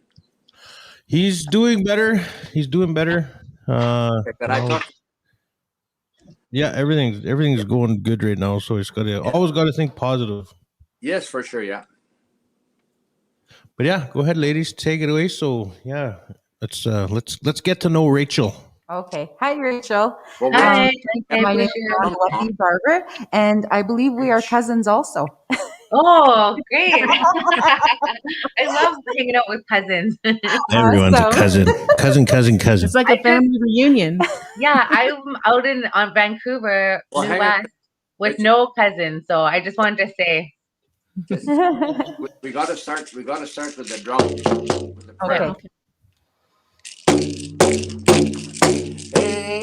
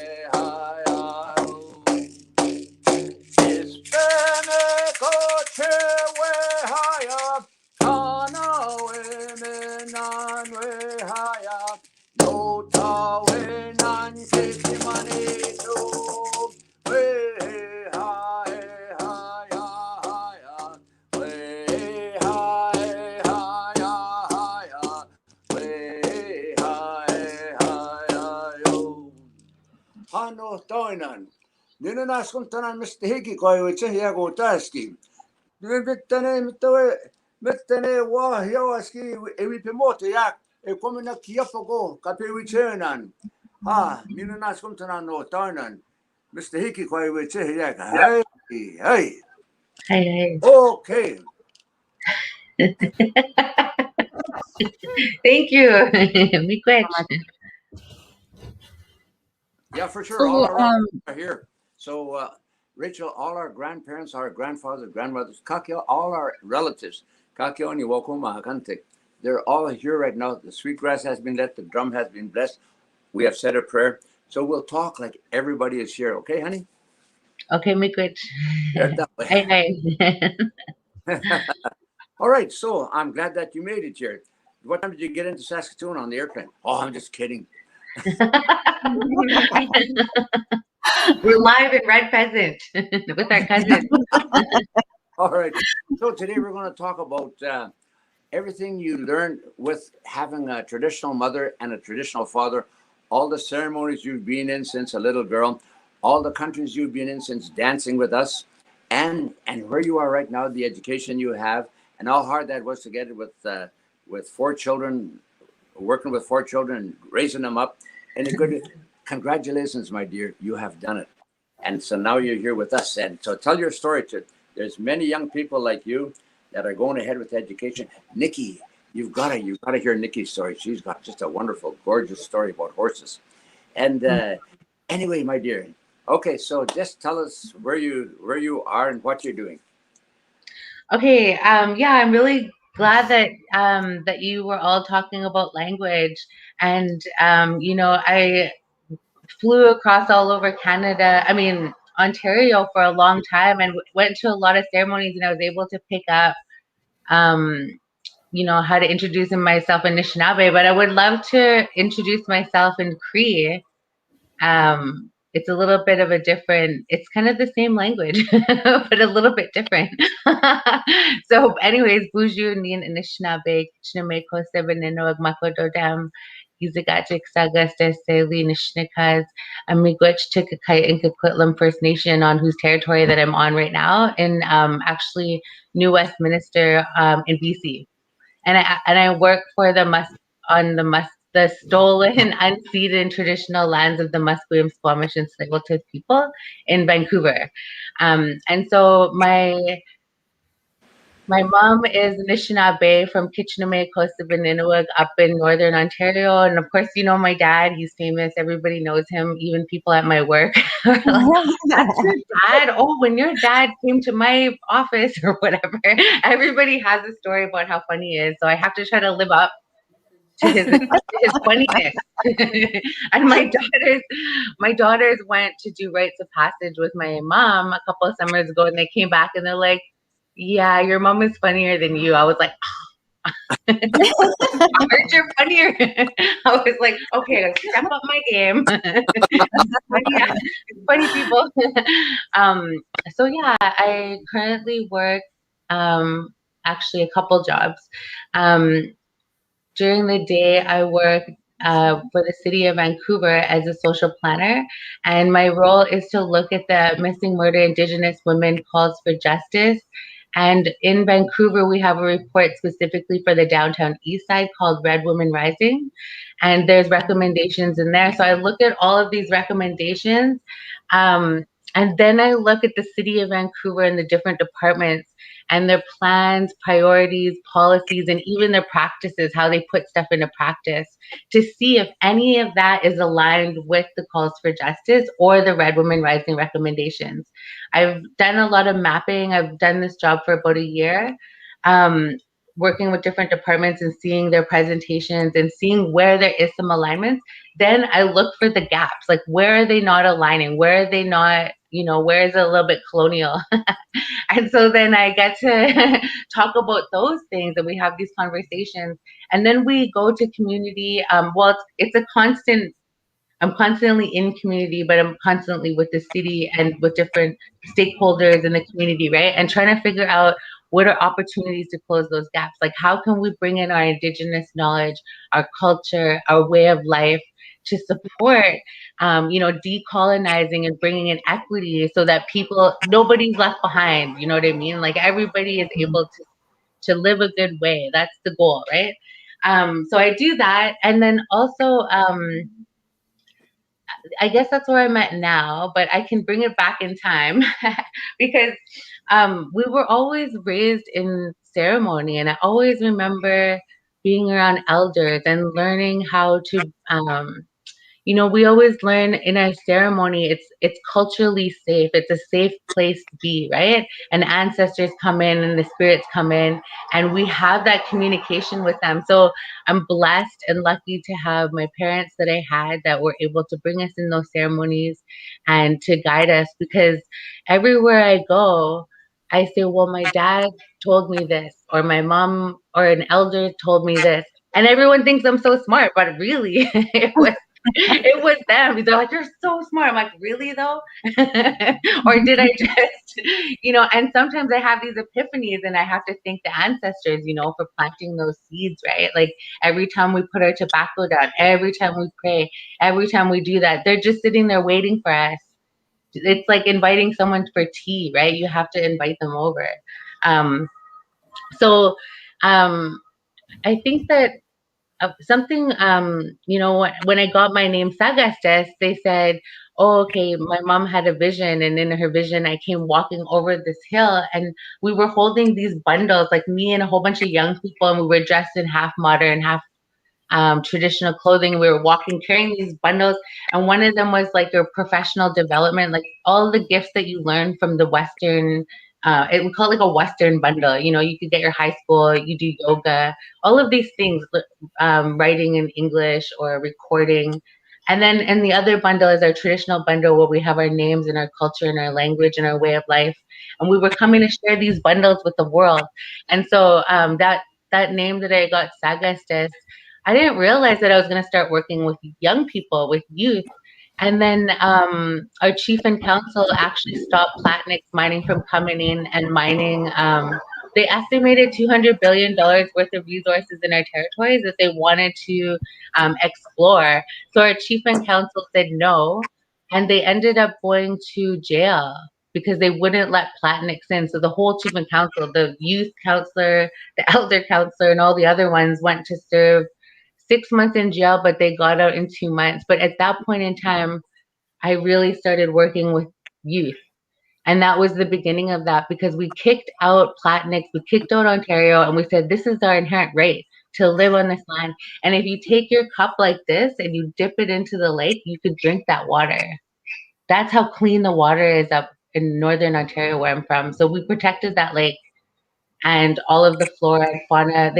Kimberlite, which is uncut diamond, platinum, uranium, all those type of things are in there in the earth, right?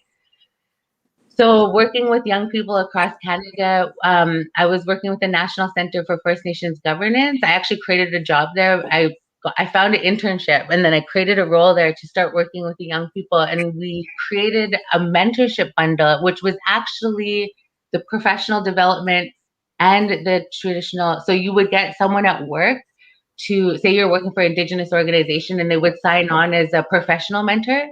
And then you would get someone from the community to sign on as a cultural mentor. And then you bring that in a ceremony and you put in all the things that you want to accomplish in your life. And then you do ceremonies that it's kind of like, it's always alive. You can always update it.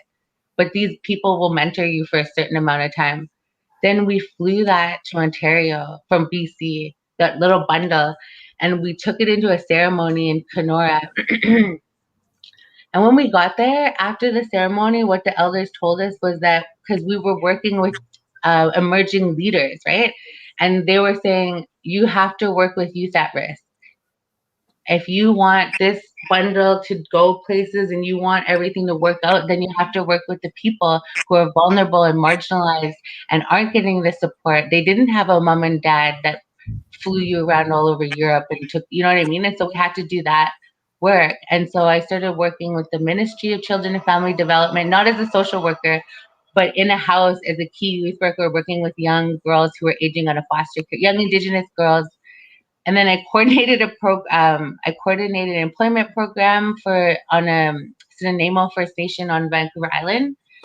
And I coordinated like a couple of youth programs, like a young girl program. But I brought all those teachings from the bundle into the work that I was doing with the young people. And I treated them all like they were my cousins. And I would, so that's why when you guys call me cousin, I was like, yeah, I was going to say that everybody here where I worked at, they'll see me and they'll be like, cousin, because you got to treat everyone like family, right? So, Yeah. but you know, it was difficult because we piloted that first Housing First program in Vancouver with a bunch of other, when the money first came to Vancouver, there was only a certain amount of organizations that got the money. And basically what that means is that you provide housing for someone no matter what. Even if they get kicked out, you rehouse them. You never give up on them, no matter what. And eventually the hope is that eventually they will be able to, like if you have more options, then you will be able to create that better life for yourself, or that safer life eventually, right? And so we've seen that happen, but some of them fall through the cracks. And you could see that it was policy and law and process that was in the way of me supporting these young people to really thrive in life. So then the psychologist at my, he said that you have to take a break from this work or you'll get burnt out.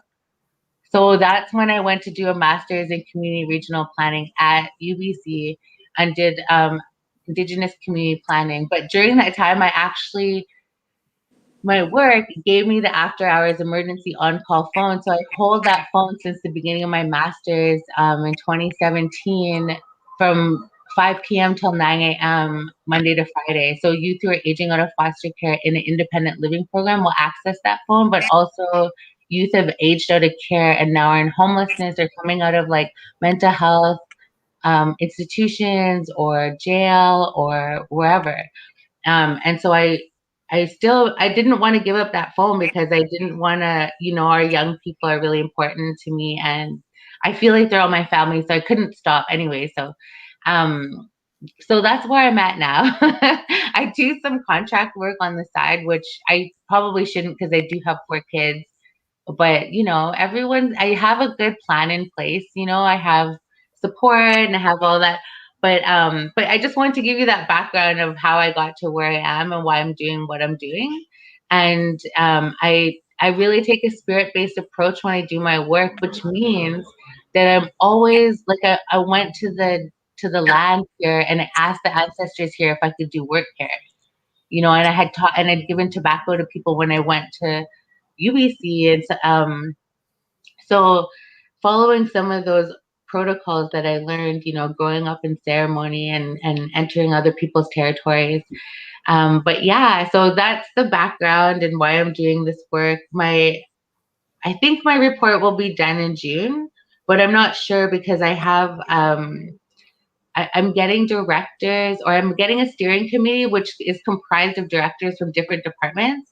And they will come and work with me to see how much money and resources they need to implement the calls for justice so that we can prevent violence against Indigenous women, girls, Two-Spirit, LGBTQ+, and also men and boys, because men and boys are going missing as well, right? And so I do my ceremonies, and I was gifted a ceremony to do for this project, and I work with the elders and talk to my dad all the time. So anyways, enough about me. Let's talk about when we went to Europe. I thought that was really exciting. You should open up the conversation, Dad, and then I can tell you what I remember and like the fun we had. Okay, I'm going to start then when you were just a little girl and we were in a sweat lodge with the late Harvey Tatusis, and he was doctoring you because you had your stomach, you and your brother Wasesquan couldn't keep your food down. So we took you to Harvey and he was doctoring to you. And all during the sweat, while you were getting doctored, you were really worried. And when they opened the door, you went to your mother and you grabbed her and you put your arms around her neck and you just hung on and you kept looking back all over inside the sweat lodge. And your mother said to you, "Rachel, what's the matter?" And what did you say? I said, "Oh my God, somebody's trying to kill me." I was like, "Someone's trying to kill me in here." It was really hot. Yeah. You could feel that fat. Yeah. And so a lot of those ceremonies end there like that, And like you said, all our ancestors come when we light up the sage and the sweet grass. Then that's when all our ancestors come. They know it's a safe place too to come to Earth, and so they're always with us. Even as you're talking, you've got that humor. You called everybody your cousin so far, and your dad talked to dad. Oh, dad, I'm always phoning dad, and So you're very well mentally balanced in your all of those protocols that you should know. I know that for a long time because we've been teaching you ever since you've been a little girl. Now, when we went to Europe, you went there as a jingle dress dancer. And when we went to Europe, I think you were only, correct me if I'm wrong, were you only 4 years old or 5 years old or 6 years old? No, I was 9. Yeah, we went when I was 9 and we went again when I was 11. It was Niska that was only 4 years old. And Yeah. you remember that time we were in Austria and Niska was all dressed up in his little outfit. He looked so cute and everything like that. And all the Munyas were taking pictures of him everywhere. And there's a swift flowing water that ran right beside us. And all of a sudden, nobody could find Niska. And so I said, "Everybody look for her," because I was the MC. I said, "Okay, everybody look for her." And I was trying to speak German the best way I could, And so we all started looking for Niska. But there's one big tall Austrian. He was about 6'6", and him and Niska, they just used to love each other. They were always playing together. That guy was one of the people we were working with. And anyway, after about half an hour, he came running back and he said, "Winston, wir haben Niska. He's been climbing on a tree." He was sitting at the top of the tree. Way up in a tree, sitting there like a big bird like this. All mad because Yeah. you wouldn't buy him something, a kite or something. Yeah, he came down, and then when he got to the bottom, that's when he got mad at me, because he wanted me to buy him ice cream, but I was busy. I was the MC, and so that big tall guy said, "Come in with me, Niska. He's buying ice cream." Oh, I remember. Yeah, I remember that. And so away they went hopping down the lane there, To go buy. Yeah, we always had a beautiful time, and you kids, yeah. So I'm so glad, and I'm so glad we went there, because that gave you a look at the world and how to think. And then now you went into what you're doing, and you're doing so well in it now. And so you could hardly get any work done at the government there, because they were dealing with Native affairs. And so everybody was asking you questions. So you finally had to tell your boss, "I can't get any work done. Everybody's asking me questions about Natives. What do I do?" And he's, I was like, I'm not the native expert. I don't know. I don't speak for all. And that's what I really have to tell people. I'm like, if you speak to one native group and they say one thing, that doesn't mean that every native group thinks that way. Right? Like if, I remember, Dad, you were telling me about how sometimes the Mohawks and the Cree, the Blackfoot and the Cree would steal each other's horses. And sometimes they'd fight around because the protocols were different. Some of the teachings were different. And I think I can't remember what it was, that it was either the Cree or the Blackfoot that will just keep feeding you until you say no more. No, those were down east. That was down east. Oh, down east. Okay, tell me the story. Yeah, with the Mohawks. I was invited down there, and they told me how to do their dance. I said, "I don't know how to do this dance." They said, "Yes, you do. You will see it." So they started the music with the drums, and all it was the Red River Jig. And when the drums hit like that, you jumped up in the air. See, we told you could do it.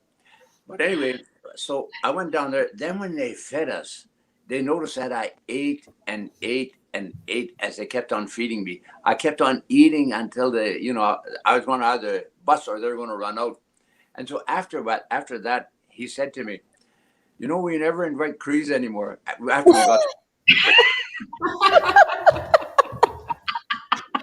Oh, yeah.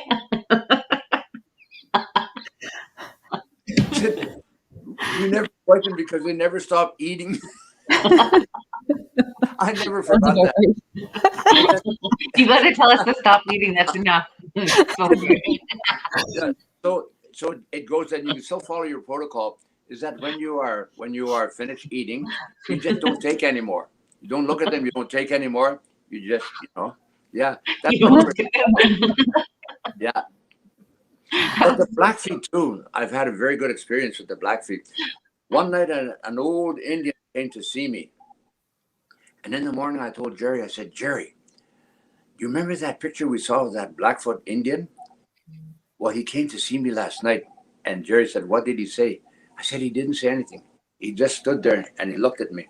And that guy had a top knot, but it was as big as a pancake. It was flat on his head.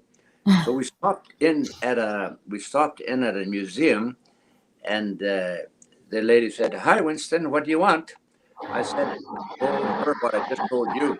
And she said, "I know who you're looking for." She said, "Come with me." And she went to the library. She got a little chair. She reached way up on top. She pulled down a book. She opened it up, and there it was. It was a Blackfoot Indian. His name was Bear Bull. And I thought, wow, that's a strong Indian. So when I contacted the Blackfeet and told them about that, they said, "And what was his name?" I said, "Bear Bull." And said, "Yes, I knew him." He was born about 1800, and he was a very strong warrior and a very strong spiritual man. And he came to see me. So right until this time, and then I was supposed to go dance for the first thunder. And the first thunder started when I was getting that doctorate in 1959 in June, exactly when I was getting all my relatives, Kakioni, Wahoma, Kante, they came there when I was getting that doctorate in 2019. And so I couldn't go. I could not go. And I felt so bad. And so I asked an old man. They said, you weren't ready yet to go and see them. But I'm hello there, Tanse. I'm still ready to go there sometime. So I will probably go again sometime. And there's a young Bill Watteney's son, Jason.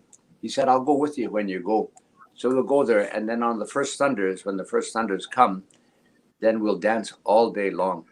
So that's why he came to see me. I still don't know why he came to see me, because he was Blackfoot and I was Cree, unless he was there when Poundmaker lived with the Blackfeet. Then maybe he just really got along good with Poundmaker, and that he knew that he might get along really good with another Cree. So we're going to see what happens. Oh, that's so good. I love that story. That's a really good story. Gonna have to come back next February and let us know what happened. Just kidding. Be like, stay tuned. Stay tuned for next year after we finally get out of lockdown. Well, Nikki has lots of horses. We can have a peace party ride all the way to Alberta. Wouldn't that be nice? Yeah, Man, we are gonna ceremony so hard and dance so hard when we're allowed to. I think that everybody is gonna dance. And I always turn on music in the morning, all kinds of different music. Sometimes like the Woman Warrior song or my dad or whoever, like, and I'll just get real spiritual. I'm just kidding. I'll Just get real living in your spiritual with jammies? smudge my phone and my keys. They're like, what else can I smudge? Just kidding. You're all smudged up and nowhere to go? The people upstairs are just hotbox. They're like, why is this happening? I'm like, sorry, I was just really in a good ceremony. So speaking to that about smudge, and maybe you guys could talk a little bit about the significance and importance of smudging, whether it be with sage or sweet grass, or if you guys would like to share some of that with us, for some of our viewers. Yeah, definitely. You know, one thing that I've learned is that all of creation has a gift, and that they will share their gift if you can ask for it in a good way, or if you understand the way it likes to be asked. And that's where we get our teachings from our elders, because they had that relationship with the plants, and they knew what the plants needed and wanted, and what times of the year and when to harvest, even tobacco, right? Like there's only certain times of the year that you harvest it, or that traditionally anyways. So I think that's really important, to have a relationship with the medicine that you have, and to say thank you. It had the life at one point in time it was living, and now it's here, it's sharing its gift with you so that you can, have a good life and you have that access. Sometimes people will be upset and you light the smudge and they just kind of like feel a little bit safer. And so, I think that even myself, the different medicines, I would like a deeper relationship, and maybe we need like botanists and stuff to like with our culture, so that we can learn about the science and the traditional as well. I think it's because we're assimilated, we have to know these things. We're just all decolonizing at the same time, so we're always trying to figure out what that looks like. But sometimes using science will help, because all our spirituality, I feel, is science. It's just that all of those teachings, they wouldn't let us teach our children through residential school, so then we couldn't know all that science in those times of year, and that even the time of day. Because if I was told to go get my cedar first thing in the morning, because in the morning there's something going on with the plants when the sun comes up, and they're really alive in the morning, and so there's a lot of really good nutrients and everything inside of those plants, and that's a good time to go get it. So just some of those teachings that if you drink too much water, you can drown yourself. So everything everything has a gift. Everything can be a medicine, or you can use everything in a bad way and it then will become harmful for you, because nothing wants to be abused. Like if someone keeps poking at me, I will eventually be like, get away from me. You know what I mean? Like they're just trying to, like, eventually it's fight or flight, right? And That so I goes think back to that, the yeah. that goes back to the whole thing of the balance of everything, right? Like you're saying, you can do too much, and it's to find that balance of everything, though. That's what we strive for, and I'm sure everybody else does. In all that we do, and of course that goes back to a whole other teaching. But it seems like all of the teachings are based around that. It seems. I will tell you something, okay? Yes, or about last week, I've been studying Cree quite a bit. I've been on the computer studying with Dr. Okima Assis from the Regina University, and Doreen Oakes from Dikwa Nit, and also other people that are on there. And I was thinking to myself, all I'm doing really is reading, and I'm not really understanding what I'm reading. I'm going about it the wrong way. And so the other day, last week, I was going to take my computer out and look at it because there's so much Cree on there. And as I was looking at it, I was smudging myself. And as I was smudging myself, I heard this voice say, "All right, stop doing this all the time. Now understand it now. Instead of just doing it, understand it." And I thought, oh my goodness. So it took me all morning to read about one paragraph because I had to understand everything that was going on. Now, with that understanding, that's where we have to understand the grammar, because the grammar there's so much grammar in there, and it is an action language based on verbs and nouns. And so that's what I have to understand are the verbs and the nouns. So if you write something, then the noun has a different ending. It's depending on what you're writing about and what you're thinking about, like that. And so, so for 2 days now, I've been on one paragraph of about 4 or 5 lines, and that paragraph there, you really have to think. But when you get into it and you actually think about it, it makes sense because you can tell what the word is just on account of the ending of what's on the end of the verb. You know what if it's plural, or you know that if it's singular, or whatever it is, you know that. And so I wish I'd have been told. I wish that they'd have told, but I guess I wasn't ready. Now I'm 81. I guess I'm ready now. Mhm.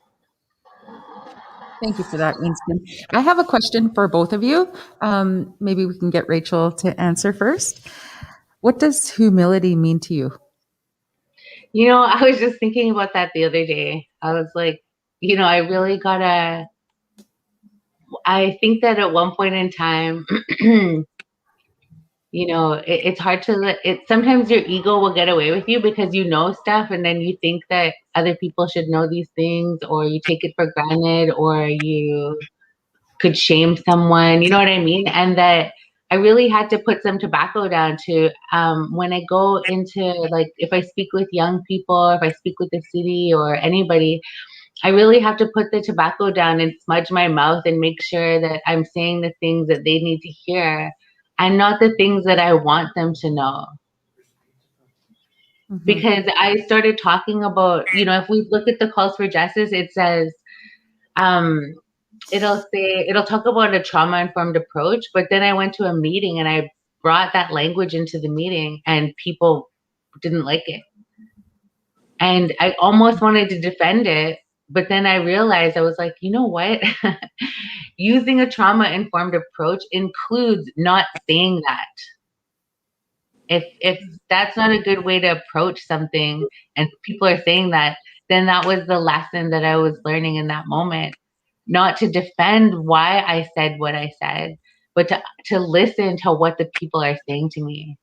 How can I be humble enough to be like put in my place, or to be, you know what I mean? Because sometimes that'll happen, and especially with the elders too, like you're in ceremony, or like with my mom, she'll be like, how do you think I got trained to do all these ceremony? It wasn't always easy. You know what I mean? You have to just, take the training. Sometimes it's difficult, right? Sometimes you're going to go in your life and things will happen, and people will try to bug you. Like they'll try to fight you, or they'll try to be racist, or they'll try to discriminate against you.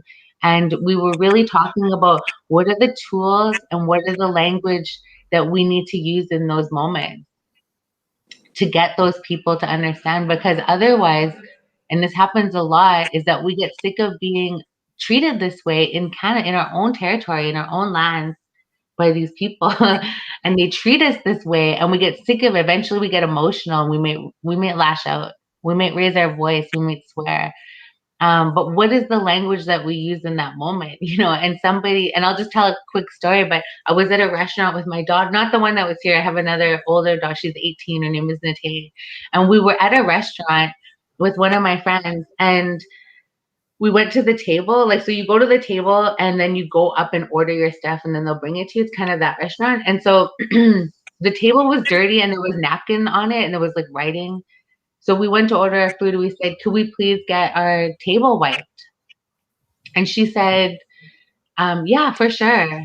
And so we went back to the table and I was just kind of standing there waiting for her to, and then she brought over the food and I said, could I please get the table wiped before you bring us our food?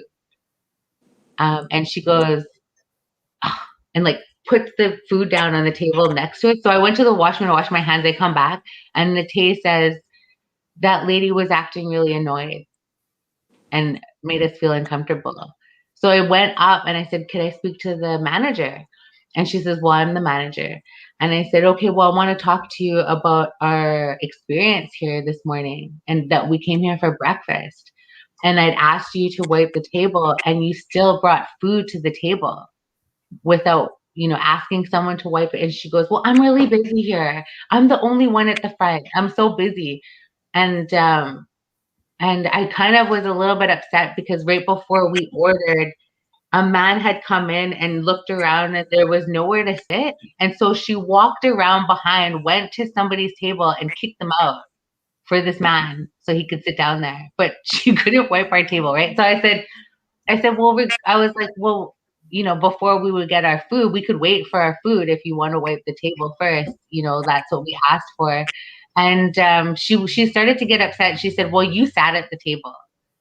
And I never acted. No, first she said she never acted annoyed at Nate. And then she said, well, you sat at the dirty table. So I'm like, so does that mean that all COVID, protocol goes out the window and that we don't deserve a clean table that because someone had sat there? Anyways, what had happened was I just explained to her what was going on. I just said, okay, I'm just looking for some responsibility and accountability because I've been coming here for 10 years. I know the owner. She goes, I'm the owner. I said, well, then I know your dad, right? I said, I've been coming here for a long time. This is my first experience here that I felt this way. And if you're going to be here, I'm not going to come back. And she goes, you can leave. I said, well, I'm not going to leave. I want my breakfast. I love the food here. I'm not leaving. Anyways, she looks at the table and she goes, I'm really sorry that you felt that way. And she walks away. So I go to get my coffee and I just changed my attitude right then and there, like, cause I was confrontational, but then I just went back to like my regular self, went and ordered a coffee off her, got some ketchup off her, was like, thank you, got my stuff. And then 15 minutes later, well, no, before that had happened, I just explained to her what gaslighting is. I said, do you know what gaslighting is? It's when you do something to somebody and then you pretend you didn't do it and then you blame it on them. I said, that's what you're doing to us here. And then that's when she apologized and walked away. And then I switched on my normal, regular, laughy, kind of polite self. And then she came back 15 minutes later and she came back with a really good apology. So she was really sorry. But in the moment, because this is the thing with humans, is that we're all in our own space. We don't know what's going on with people. Mm-hmm. I don't need to be mean to her to get my point across. I just used the language that I had. And I said, this feels like gaslighting. We deserve a clean table. I love this place. I don't, you know what I mean? I was just honest. And then I didn't look at her, give her dirty looks. Like, you know what I mean? I just let it go. And she came back with a really good apology. And my daughter looked at me and she said, thank you for showing me how to address that when it happens in public, because I would have let it go. And my dad always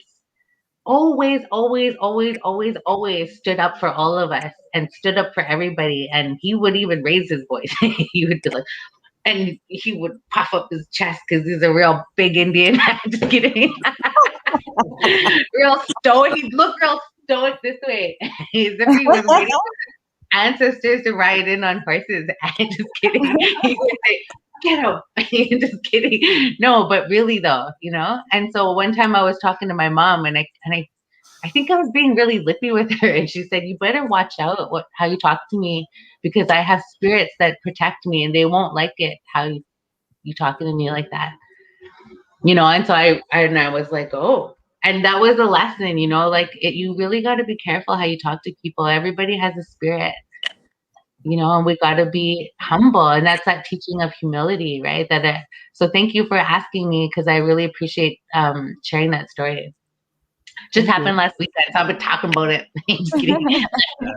And then That was deadly, cuz right on. Good story. Still yeah. And then she said, no, just kidding. You can go like this one time in Vancouver. Just kidding. Just kidding. Do they even say over there? Ever sick, man. Do they say that over there? Do they have that kind of slang in BC? They, Denalene actually came power dancing with us, and she come here, she's like, and I looked at her, I'm like, now all the time I'm like, cha. Denalene brought it back for me. I forgot about cha. It's a really good one. Thank you for that. Good answer. Good response. So I'm just gonna plug in my iPad. Sorry, so one second. So now to you, Uncle Winston. What does humility mean to you?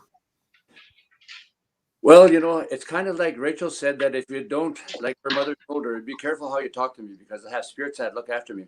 And so do all the ceremonies that we go into. There's spirits that look after those ceremonies. No matter who is in, there are spirits that look after that.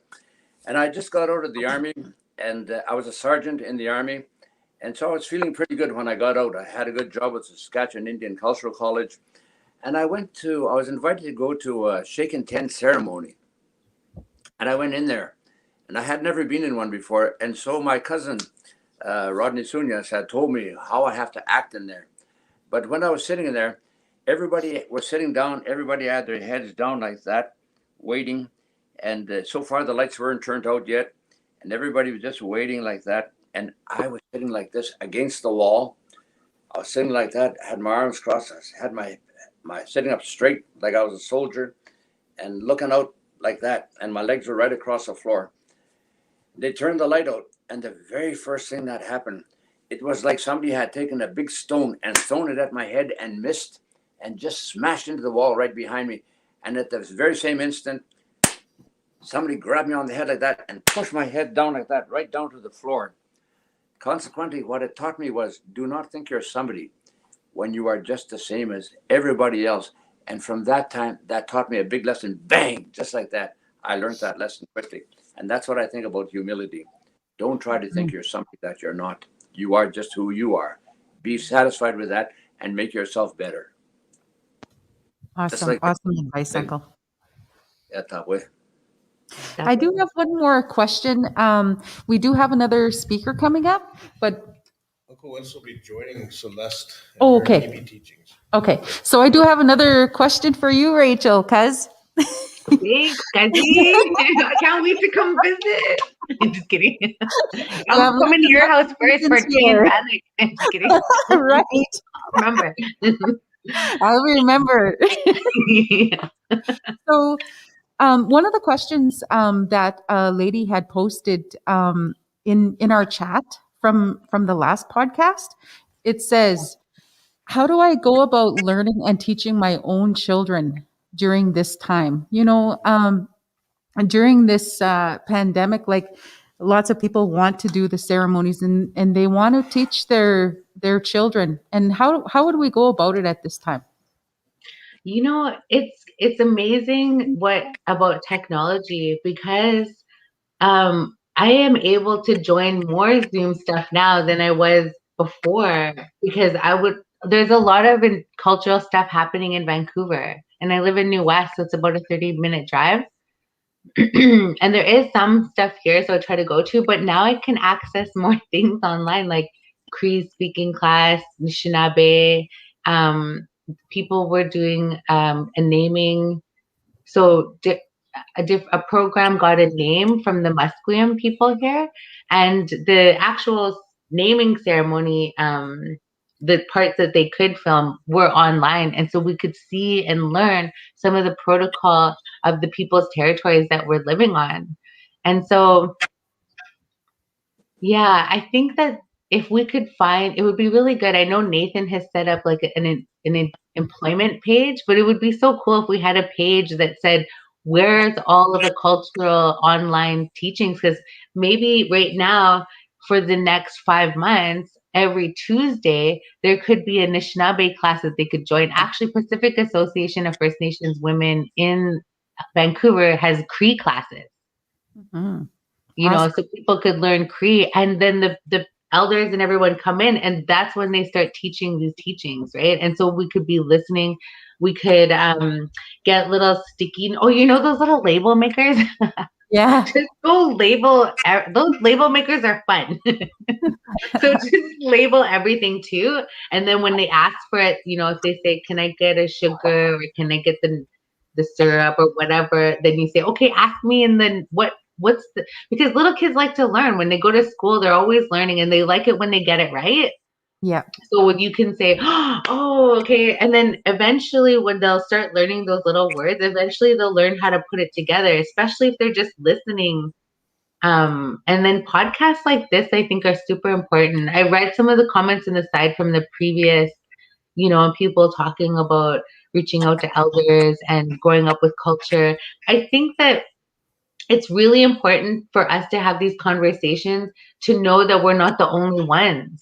Mm-hmm. You know what I mean? And my mom went to residential school, and and I said, why didn't you teach me the language? Because she grew up in the bush when she was younger. She lived on land. I said, why didn't you? And she said, well, we were told not to. And so the more that we hear other people tell these stories, the more we realize that we're all doing this together. And one thing that I learned actually in my time is that you have a blood memory instead of your blood cells. So if you look at your cell bodies, they're and people study them, your cell bodies are like human bodies, in one, that they avoid a toxic environment, and two, that they store information. So these cell bodies actually stored all of the information from the beginning of time. And the way that you access the information stored in those blood cells is by going into the environment that will activate that information. So you go in a sweat lodge, it activates that information. You go into the forest and you get your medicines, you're activating that knowledge that we have about the science, about the earth, and when to get that medicine. And so that's why when we're doing these things, and we're like, so they say walking the red road. So when you're constantly trying to live by your cultural values, then you get these epiphanies. It's like you're planting these seeds, and all of a sudden you get this thought, and you go, oh, and it was because because your blood cells, the information is now being awakened and it's being activated, and you're remembering these things. You're like, where did that thought come from? Like, sometimes you have that really good epiphany, right? You got to tell everybody. So yeah, I really think that it's all in there. We never lost it, and we gotta remember that. That's why I think science is very interesting, right? Because it helps us to put scientists are now seeing that sage helps people clean out the energy, or what, you know what I mean? It's like, yeah, we know. Mm-hmm. Yeah. We've been saging, cold water. Also, one more thing, I just want to say, why people, like, all around the world, people do fasting. And people will, some people, well, Jesus fasted. Just kidding. Everybody, sun dances, like there's all kind of fasting that's going on. Even in the summertime, the Muslim people will fast, for the summer, and all night long, or all day long. However, all day long, I think, yeah. So anyways, my point is that after 12 hours of fasting, what happens is just because we're talking about our blood cells, and I'll wrap this up really quickly, but your blood cells actually always are creating new blood cells, right? They're always multiplying, but something happens after a while is some blood cells become succinate and they call them zombie cells. They don't do anything anymore and they just take up space. They don't multiply. So after 12 hours of fasting, your new blood cells, like the ones that are multiplying, will go take those succinate cells, they'll take them apart and they'll create new cells out of them. That's only after 12 hours. So that's why people will do like the intermittent fasting, they'll do 16 hours. You're basically healing yourself in those 6 hours. Your body is able to, it's not focusing on breaking down food. So it's focusing on your immune system and bringing water where it needs to be in your body. And so that's why people are doing these fasting. So I think that's an important way too to activate blood cells. Wow, that's amazing. I've never heard it put like that, and that's like, yeah, I hear you. Yeah. So thank you for letting me share that story. Oh, sorry, Nathan, go on. He was just saying how deadly you were. I said you're deadly. Must be a Watney thing, eh? Yeah, hey, and I'm not sure if you saw my shirt. Oh, nice. It's a big, nice. yeah, it's a big headdress and a man on a. My dad. Hey, just kidding. Nice. This made for you, Dad. Love you. I like how you talked about the blood memory. It was actually your dad that taught me about that, and we were having a conversation once, and he started speaking to me in Cree, and I just kind of looked at him like with like a shocked look, like I don't speak Cree, and then he just gave it to me. He said, "You do never say that you don't speak your language," and then that's when he gave me the teaching about the blood memory, and that stays with me, and I've actually even used that in some of my papers. You've actually been cited in some of my papers, Winston. And but yeah, it is true, right? So I'm really glad that you brought that up, and that really hit home for me. So yeah. Well, thank you so much. It's been wonderful getting to know you a little bit, Rachel, and speaking to you also, Uncle Winston. We're going to wrap up now for a few minutes. We'll be on to the next podcast, which will be TP Teachings. TP Teaching. Yeah, and also I'm gonna watch. So awesome! Thank you so much. We learned so much. Thank you for joining us, Rachel. It was a pleasure to meet you. Give my love to the kids, Rachel. Yeah, Rach, it's I definitely got to have you on my podcast. You're full of knowledge, and I know I always watch your updates on Facebook and stuff, and you're always for the people, so that's pretty good. But definitely, I'm gonna have you on my podcast sooner than later. So thank you, Cuz, for coming on. You really taught us a lot, and stay tuned and watch this next section on TP Teachings, and we'll see you soon. And come and meet your cousins. Yeah, come to the reserve already. Wait, are we still in lockdown or? Yeah, we are, but we'll pull string. Take care. All right, guys. Bye. All right, so we're moving on to our next session here. Uncle Winston, you'll be joined by Celeste Tatusis and Tina Bull. And are you going to stay on as well? And Nikki's going to stay on as well. So, like I said, everyone that's watching, we are rolling. We are going all together. We're doing a little mini marathon here. So, probably going to be about 4 hours total or 2.5 hours in. So, yeah, that's just the way podcasting goes, eh? I need to put these. I'm going to give you these. We're going to switch. Nope. I'm just going to. So give us 2 minutes, you guys. Let us set up for the next one. Need some music.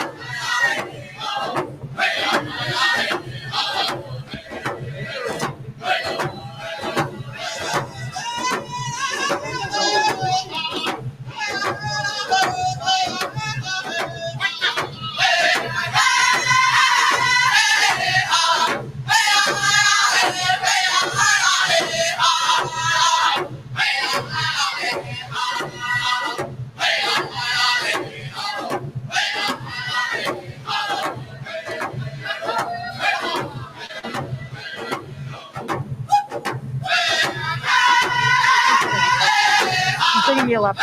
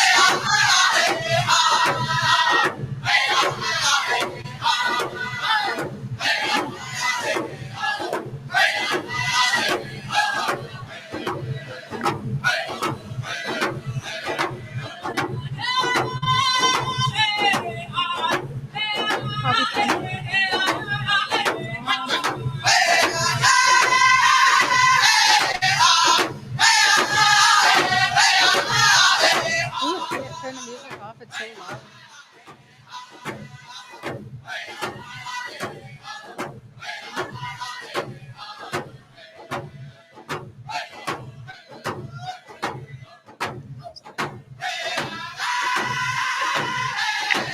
Don't go anywhere till we get started yet.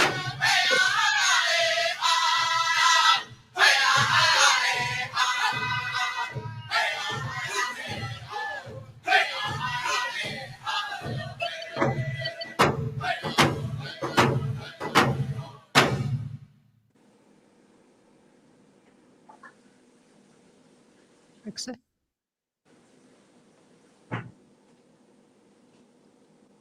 All right. Okay, my name is Tina Bull, and I am the grade 7 and 8 teacher here at Clifford Whitney School.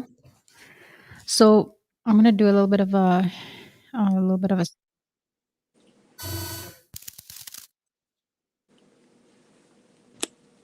using my Cree language first. Hello, Winston. Tanse. Moato enanto, gemaga. Quest, ni stamina. Amiasin. So nigana yang ananas mo mamuhtaw ino. Utuman utsaya kagiskag.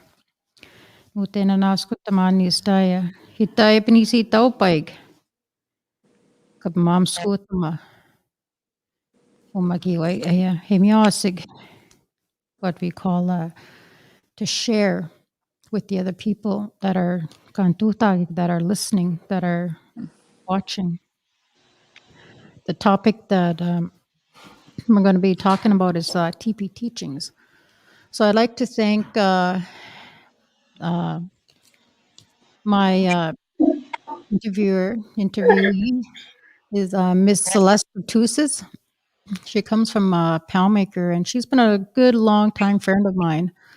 We've gone through a lot of good sharing, good knowledge, good way of growing and keeping those cultural values that have been taught to us. So when I asked her, and she had no hesitation, she agreed right away. And gonna ask Celeste for acknowledging that right away. And then I'd like to thank Winston as well for staying on and to share his knowledge as well in connection with our topic of TP teachings. Well, thank you very much. So if you would like to say a few words, Celeste, first before we go and get into the topic. Damskatno kakyo naskumon bentumiek kabebik swataman kigoy. Thank you for Clifford Whitney School for inviting me to come to your podcast and to speak on one thing. And between Tina and I, we decided that this TP teaching would be something that we could discuss. I am from Homemaker Cree Nation, and I've been teaching for 30 years, and 11 of those years were teaching Cree language, and the last about 11 years would be teaching culture, and then now I'm back in the classroom. I'm back in the classroom teaching students, and so this is one of the things that just evolved naturally. It just keeps growing and growing each year that I work with students on it, and so that's why we're going to talk about the TP teachings. And I just want to add to Celeste, I love the background of the display that you have there of the teepees and the floral background as well, because those two themselves, I see that they do a good representation as a symbol of women, and that's connects with the TP teaching that we're going to be talking about. And I'm so glad that we agreed on that. Winston, do you have anything to say? Yes, and thank you. The reason why I always have something to say, I have been in ceremonies where the elders did not speak at all. And I was so disappointed because I wanted to hear them. And what I found out was sometimes they just do not have the responsibility. And what that means when you take the word responsibility and you break it down, it means the ability to respond. And so from that, I got to thinking, if somebody doesn't want to speak, either they don't have something to say, or they don't want to say anything, or maybe they think somebody's going to laugh at them. And that came from residential school. So I have a lot of understanding on that. But what I will say is this. I started a little school in British Columbia, in Kelowna, and it's a Head Start school. And the people there, once they got it started, they just used me as a grandfather. They used me as a grandfather. That's what they used me for. So once a week, I talk to them. And the other day, the lady that runs it, Michelle Gravel, she sent me some books, and one of them was about Kevin Locke. Can you stream, huh? Kevin Locke. Yeah. Okay, and he was always a beautiful guy. I really liked him. We got along very well together. And so he told a story about an eagle, and he was talking to a little girl, and an eagle feather came floating out of the sky. And he said, "Look," he said, "this feather is for you." And then he told her, he said, "That eagle has many, many, many feathers, and each one of those feathers helps him fly towards the light and knowledge." And I thought, wow, Kevin, you did it again, because you always had something good to say. So like when we come to the TP teachings, I know that I remember in 73 when I was teaching at the Saskatchewan Indian Cultural College, that's one of the things that we did was we talked to the elders and they told us about the TP teachings.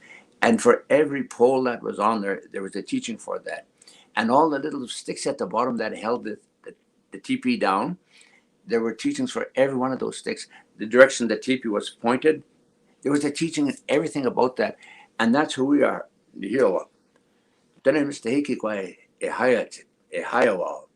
All those teachings like that. And I'm so glad to see you, Celeste, because I've known your name ever since I've been back in Saskatchewan.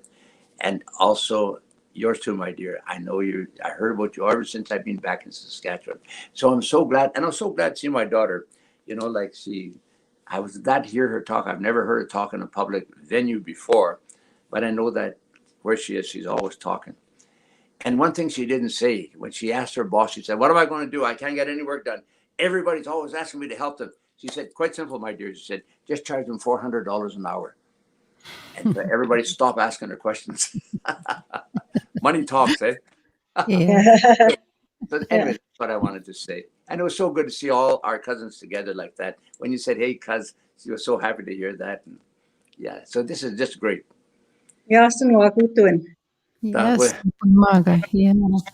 And that is one of the true facts as being Indigenous, when we follow our culture, our traditions, and follow our values and things like that, we're so rich with a lot of things that connect to Mother Earth as who we are as Indigenous people, Yeah, I like that. So over back to Celeste with the TP teachings. The TP teachings relate to nurturing the four aspects of self, the spiritual, physical, emotional, and mental, which are roots in the four directions. So Miigwech. Okay, thank you. I'd like to also acknowledge Winston. I've known you since I was like 5 or something. When you used to come and sing with us in concerts, maybe Gina, you remember? You remember? Mhm. That Yes, Yes, I, night? yeah, I new do songs. remember. What I'll tell you Yeah. something.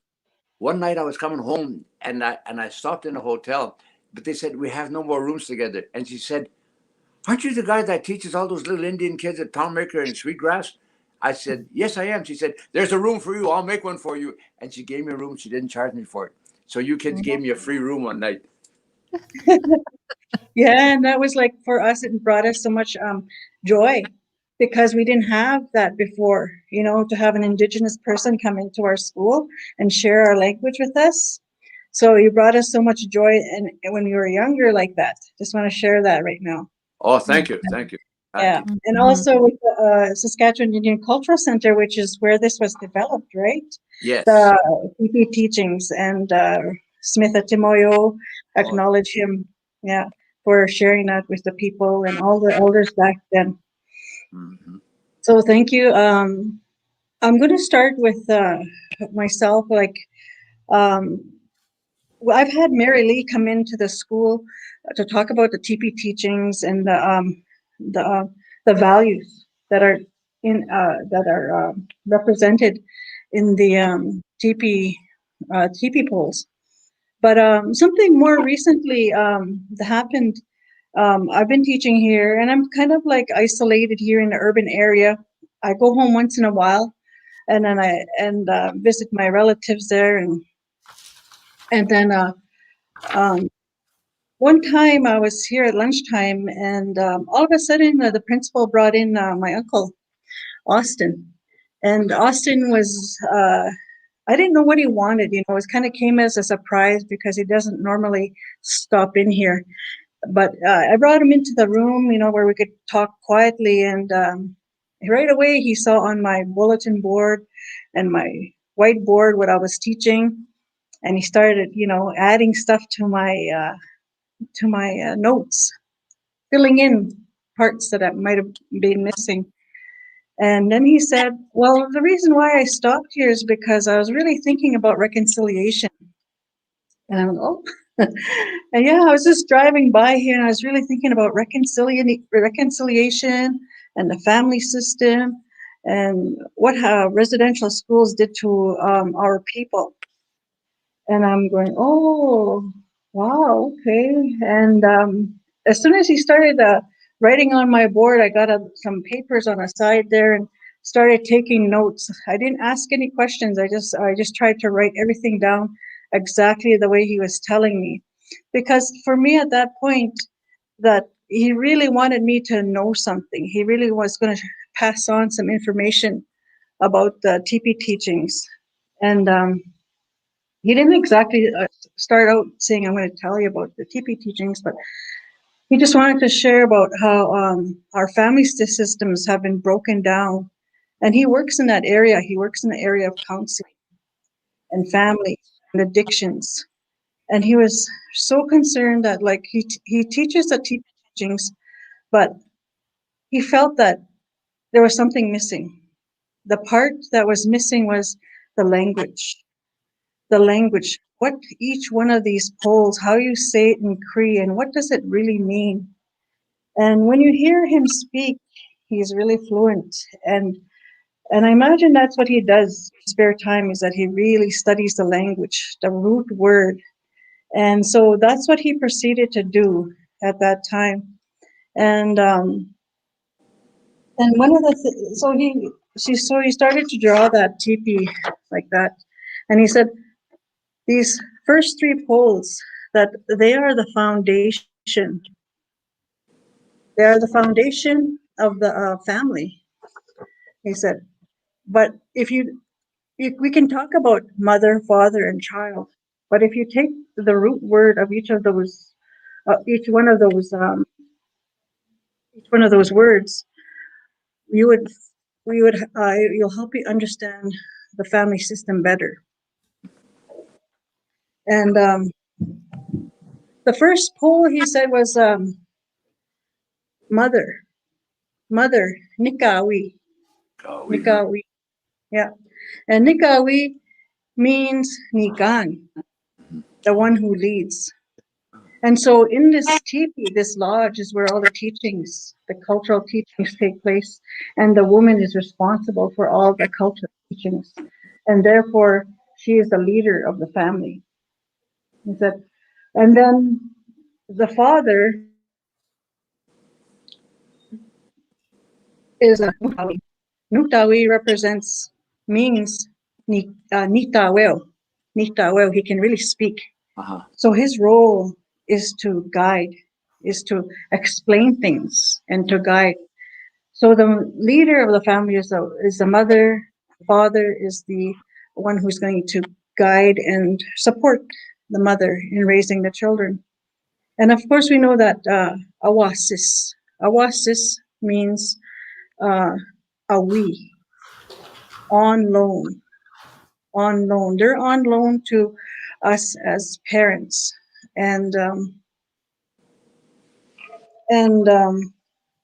so we that's what he was telling me, and I also he also said that these little stars up here, they're achakusak, meaning little spirits. And so when we come into this realm here through our mother, right here, this where the tripod meets right here, this is how we come into this realm right here on Earth right here. We come from the stars and we come into this realm through our mother. And that's the only way we can come into this realm is through our mother. And so therefore we become a tzak, a spirit. So some of these words that he was sharing with me, they had a root word, and he said, if we taught these things in our language, we'd be able to better understand what they mean.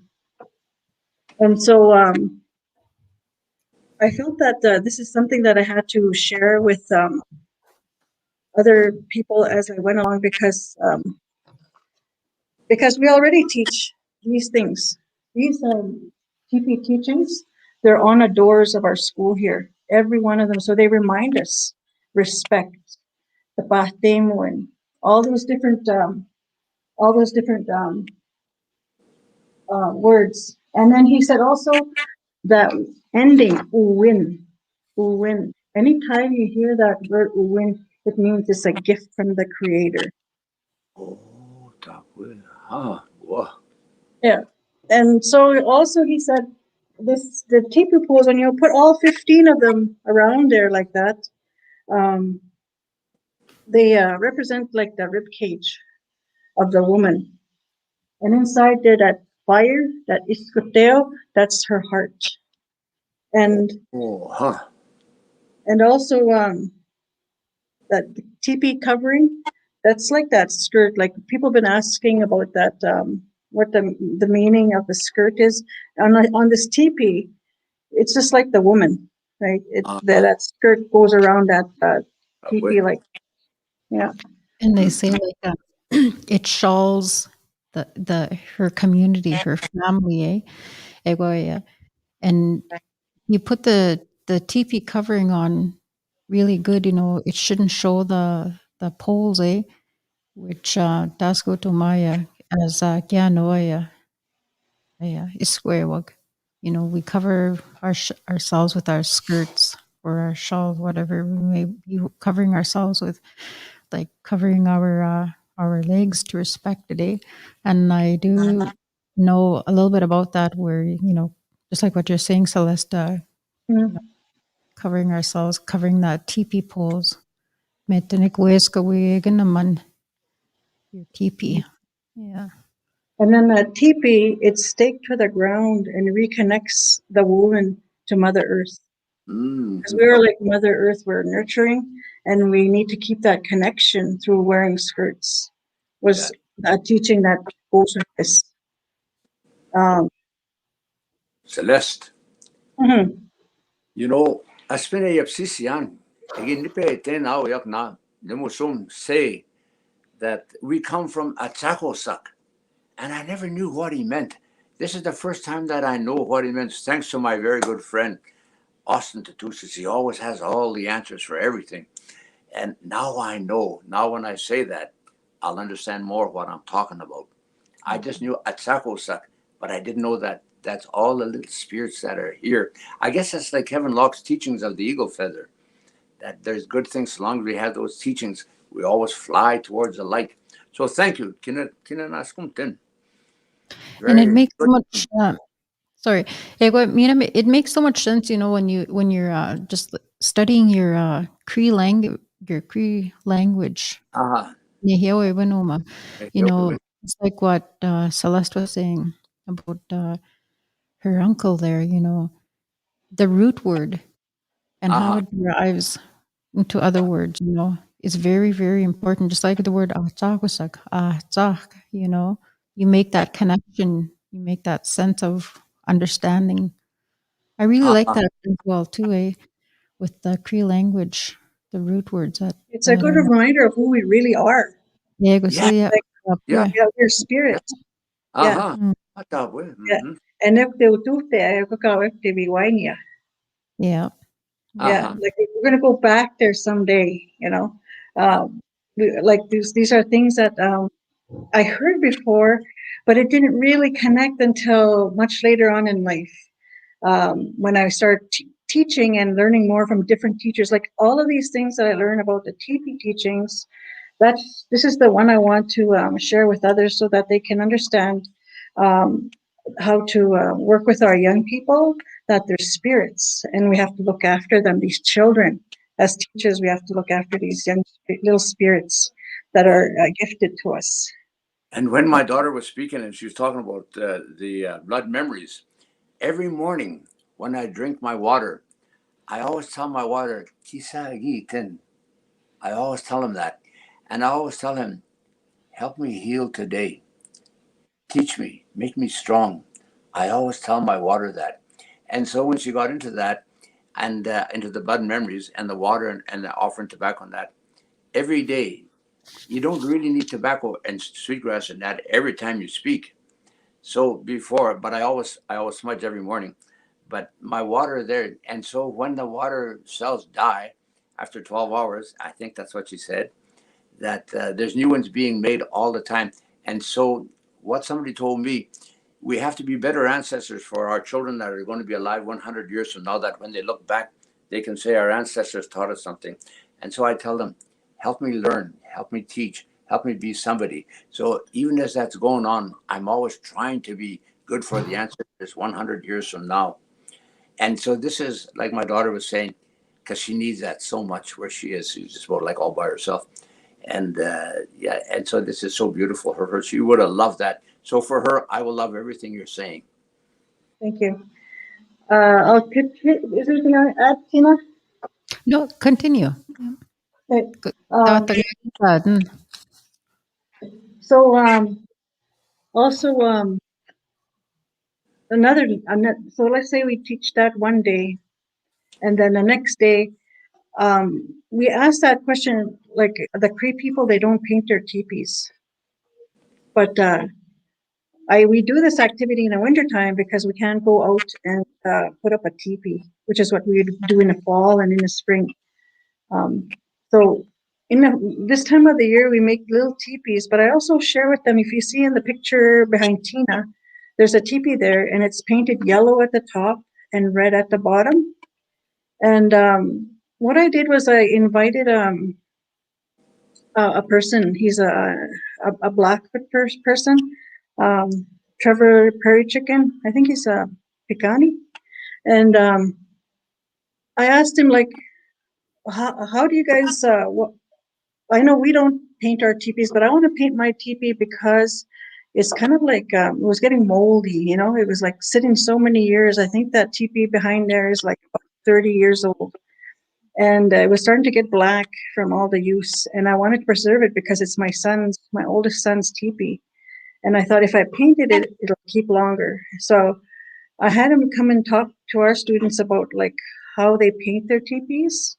And basically, like the bottom part is earth, and the top part is the sky, and in between are the spirits in between. And so, like, I have the students draw things that they found important to them. Like this one would be the Mother Earth and the medicine wheel model. And they all put their own designs on the teepees, and then they talk about them. So if the elder asks them, well, what is this about? Like, what did you make here? And they'd be able to tell you about the story about this teepee. So that is a kind of like a personal journey that I went on, was to find out why are some teepees painted, and why the Crees don't paint their teepees. So like there's so many different kinds of teepees out there. Yes, Celeste, can you, if you can, share a little bit as to why the Cree people don't paint their teepee? I don't know that. Okay. I think it's because we're more discreet, like we kind of Yeah. we don't share that much. Mm-hmm. And why?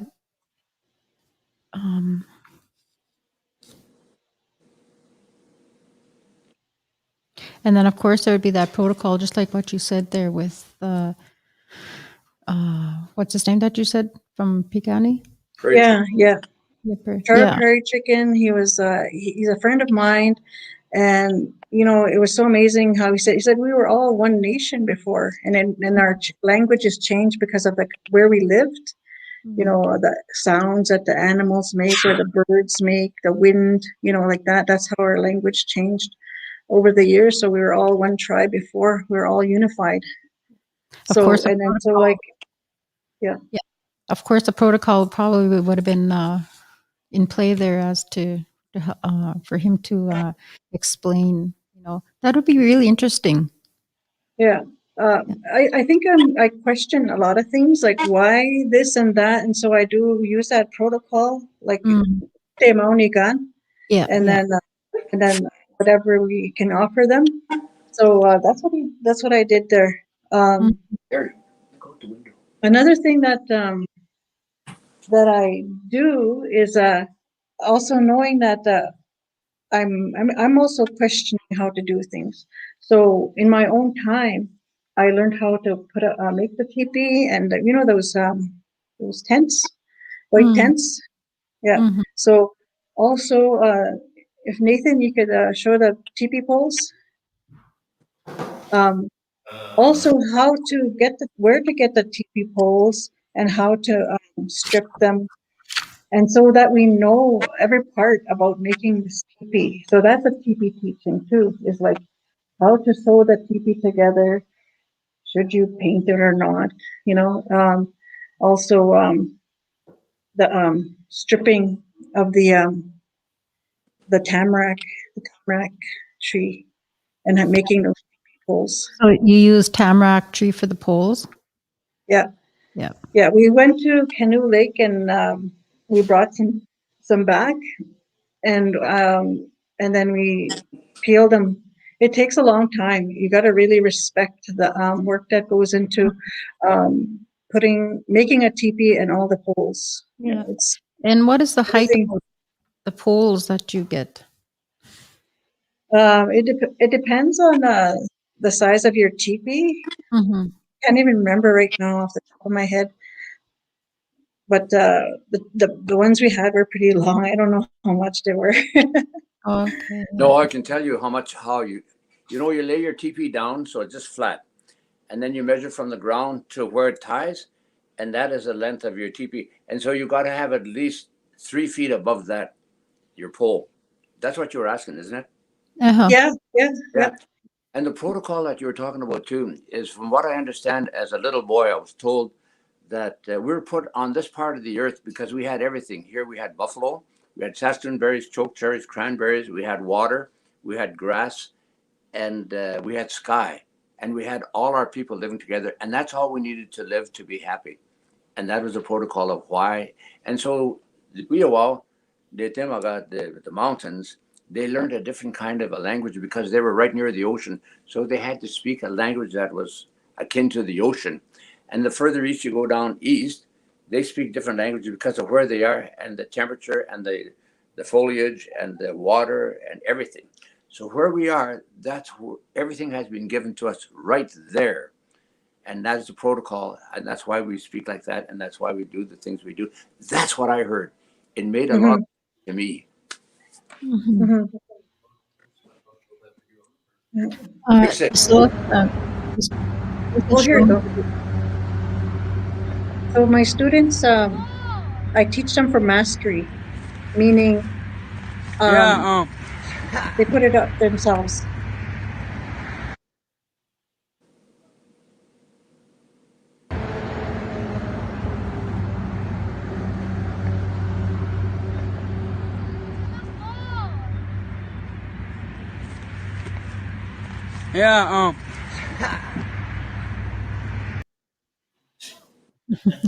That's just an example of the students.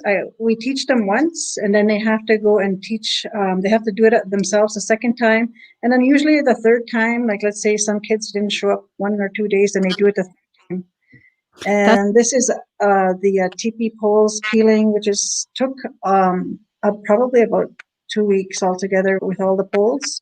We only did about 2 or 3 every night. that's a great teaching. That's a great skill development for our young people to take part and to participate, to see. It's like that we as teachers, the model that we say, I do, we do, you do. That's teaching them the skills of mastery, like you said, That's an awesome job. I really like that. Because that's a skill and that's a teaching that they're going to carry on with them for a very, very long time. It'll click in That way, somewhere. that way. Yeah. They have to learn while they're young. Oh, yes. Yeah. Yeah, I figured like if they would know what to do if they were to be at a Sundance or a powwow, or somebody said, "Let's help put up the teepee," they'd be able to help out and know what to do. Yeah, so also, the Culture College puts up this cultural teachings. I use that once in a while, and then Muscadet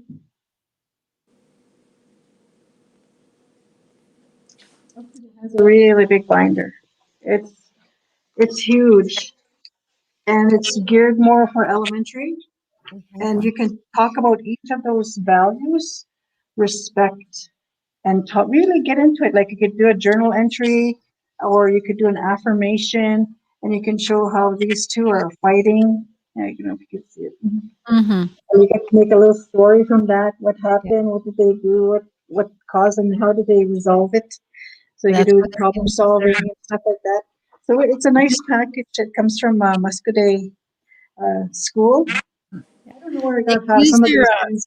use that for their Cree language, You can kanehiwas kanehiwamasnakik, that little conversation comic kind of thing, Yeah. Yeah. Samyasin.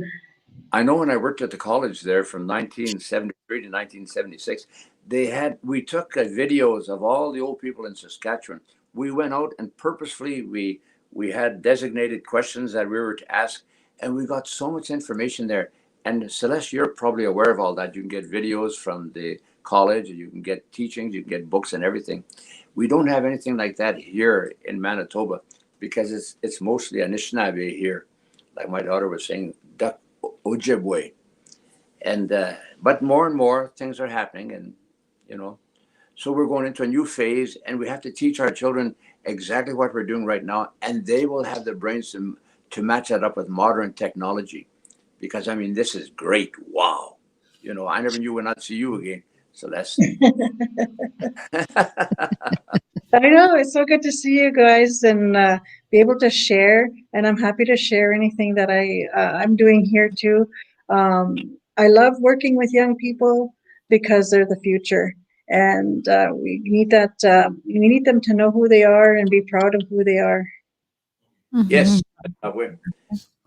I So let's talk a little bit about the teepee poles.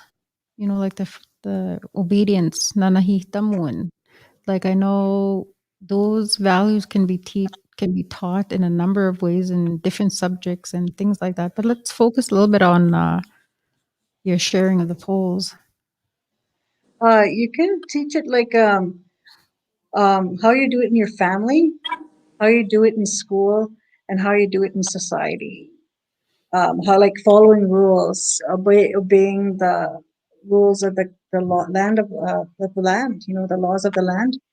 You could do it like how you obedience would be. You need to listen to your parents because they have only your best interest at in mind, and so they're trying to guide you. Um, and then in school, like following rules, just for general safety of everybody. So each one of those you can like you said like I think you do in your community too. Like you can have include that. You can have discussions on that, um, and then you can have an elder. It's always good to have like anytime you do a teaching like this to have an elder there with you to help you teach those things too. That is, yeah, that's good. Thinking about a few years back there, I had one of my classes. They actually constructed just like what you have in the background there on display, those little teepees. And every class, we were able to add a little teepee pole to what we were constructing, like we said about like obedience. Nanahitamun. Okay, today we're going to talk about obedience. We're going to add that pole to our little teepee, eh? And the next class would be like respect, and then they'd focus on these Cree words as well. Like respect, we say that one. But to talk about it as well, to respect each other. Focusing on that one word as you add that poll. The next class would be the next poll. Talk about that word as well and talk about the Cree word, give examples. And, you could make it a good lesson every day. Bees, after the 15 polls, we constructed a teepee, the teepee frame, eh? Bamoys added the canvas, their little canvas covering. Ekdamina, that was another little teaching, just like what you said about the old lady. Yeah, this could be. I really enjoy this sharing that you're doing. You know, as we go along, I think more like I think about Nikki, how she uses her horses. She uses them as psychiatric classes to help big business operators work together. And even this, listening to this, I think that what I understand is Darlene Auger, she's an Indian from up at Whitefish Bay in northern Saskatchewan, and she has a doctorate in Kisteyihtowin in the TP teachings.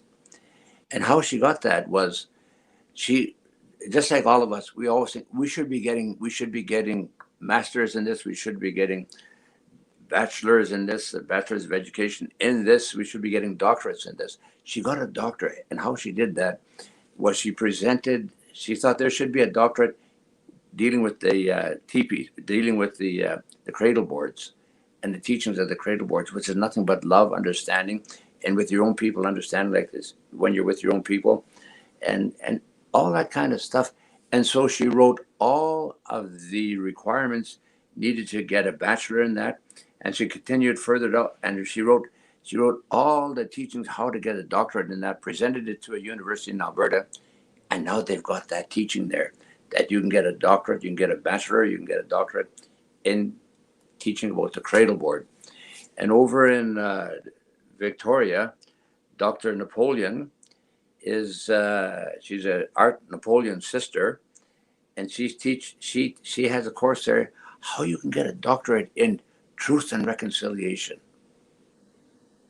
And what your uncle told you, Austin, that would be kind of the material that you would have to learn. With the TP poles like this, that is a shelter.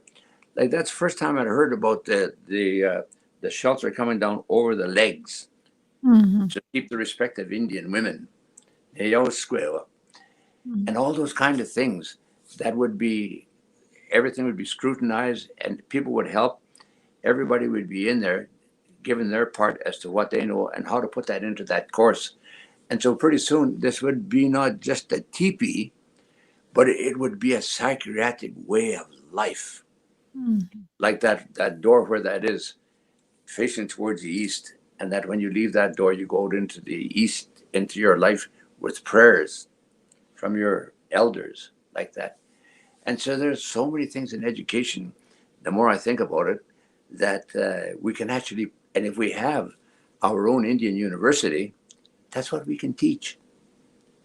And we have men that are already capable of starting universities. I know one, and he's my cousin, Dr. Robert Falcon Willett. That's where he took his education, in starting up universities and stuff like that. He has all that information. And so he's working right now here in Winnipeg with Sioux Valley and Yellow Quills College. And they're making some terrific progress in there as to ideas as to what they can do. So you're talking about your uncle, but I will talk about you, even though I can talk about your uncle too, because he helped me many times. And the same with you, Bull. Is Edmund your uncle? My brother. Oh, okay. Yes. Yeah. Yeah, that's what I was thinking. Anyway, I always brag up Edmund because I always call him the best singer and composer of Indian music in North America. And so he always likes that. So he sent me a song the other day. Oh, it's a good song. Yeah. So we all have very close connections to each other. Maybe not with you, but with your uncle. Maybe not with you, but with your brother. You know what I mean?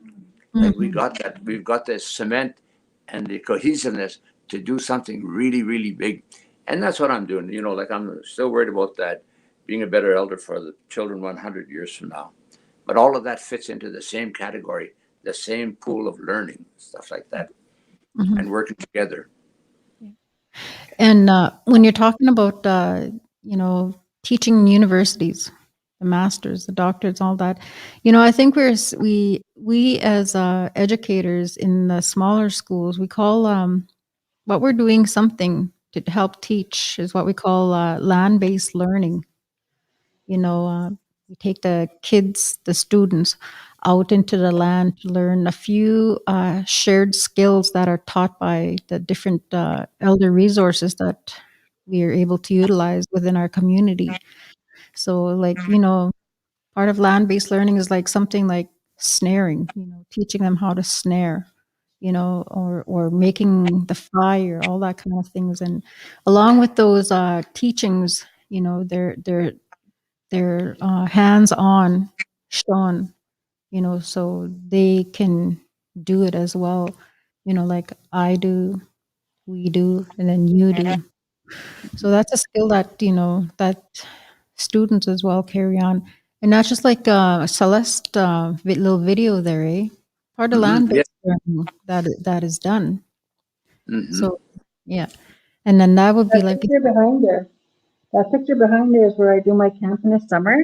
And I just started out by myself, and it built and it built. And we go picking medicines, and we identify the different plants, the rocks. We had canoes out there one year, and making, like, it's just like a cultural camp. And but also I want to, my dream is to create a Cree immersion school, so that we can retain that language. I know the different community schools around here are doing really excellent work in doing the land-based learning as well as the Cree retention.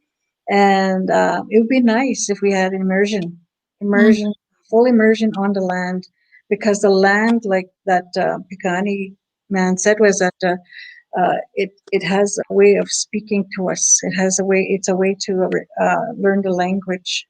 There's so many stories behind, like, where people used to camp. So Yeah, much story. that's what our blood memories have to hear that. Yeah. It's in us. Yeah, we just have to awaken it. Well, yeah. right here in Winnipeg, they've got kids in grade 3 they're not all Indian kids, they're just kids that want to learn Cree, and they can continue a conversation all day long in Cree, not an English word in there. Yeah. All day long in Cree. And that's a Cree woman from Norway House that's teaching them right now. Yeah. Yeah, that's wonderful. It will happen. And the reason why it'll happen is we are not here by accident. We're here and we were allowed to do certain things that we did in our youth. Now that we're older and we're settled down, now is the time for us to really let the world know who we are, and to do that and let our young people know who we are too, to let them follow us, like that chief pole in the on the teepee. Yeah. So all of us are like those chief poles on the teepee. We were put here by the Creator because He knew that we could do the job, but He let us do other stuff first. Because maybe if we start doing it when we were young, we'd burn out. And so we get to do it when we're older and we have more resilience and more understanding. And we can continue to learn. I got my master's, like I started late in life, you know. I got my master's a couple of years ago, and that's the goal, is to continue to grow, and your mind continues to grow too, and we can learn more knowledge as we go. Yeah. Be better elders too. Yeah. Yeah. Yes, indeed. Yes, I agree. Yeah. I just want to go back on to the talk of the language. You know, I myself, I grew up learning how to speak Cree. Pretty fluent. My dad was where he showed me how to speak that Cree language. Like, he wouldn't reply if I talked to him in English. You know, and that's how I learned a lot, and I carried that. And you know, Nanaskamau, I'm thankful to him for giving me that privilege of learning to retain my Cree language. And I know a lot of in fact, one of my sons said, "Mom, why don't you teach us Cree every night? You know, one Cree word and then add another sentence and, you know, things." And I thought, you know, that is a good idea, because I can speak to them in Cree with certain words, and, you know, they'll understand it, or they'll think about it a little bit. If I'm talking about a good sentence, or if I text them in Cree, you know, they'll pick at the root word and they'll make sense out of that whole sentence. You know, and then they'll reply, you know, like that. And in their house, they have labels, you know, like how to say salt in Cree. They'll have it on their little salt shaker, you know, kisteyihtowin, you know, like that, eh?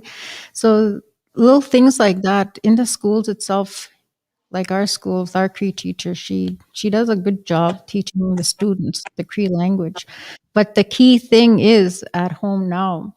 I know the younger generation of the parents, you know, they can't talk the Cree language, or they're too shy to speak the Cree language, you know, whereas Celeste said we need to awaken it in our generation, you know, so they can teach their own children to help us at the school.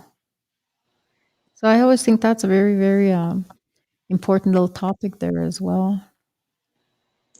I remember in 1974 when I was working for the college, we decided we'd have a summer camp up at Montreal Lake.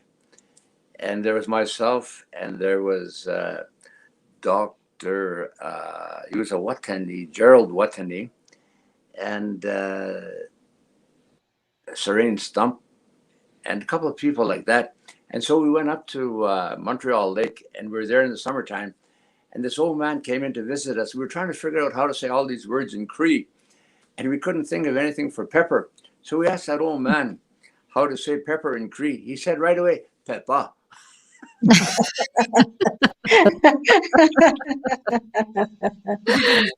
Just looked at each other. Yeah. What do you say? Suka. Yeah. In northern Manitoba, they say suka for burger. That reminds me of, I asked one of my older sisters a while back, I said, "How do you say coffee in Cree?" We were having coffee in the morning. She said, "Sasak to coffee." She said it. I had to think about that for a while.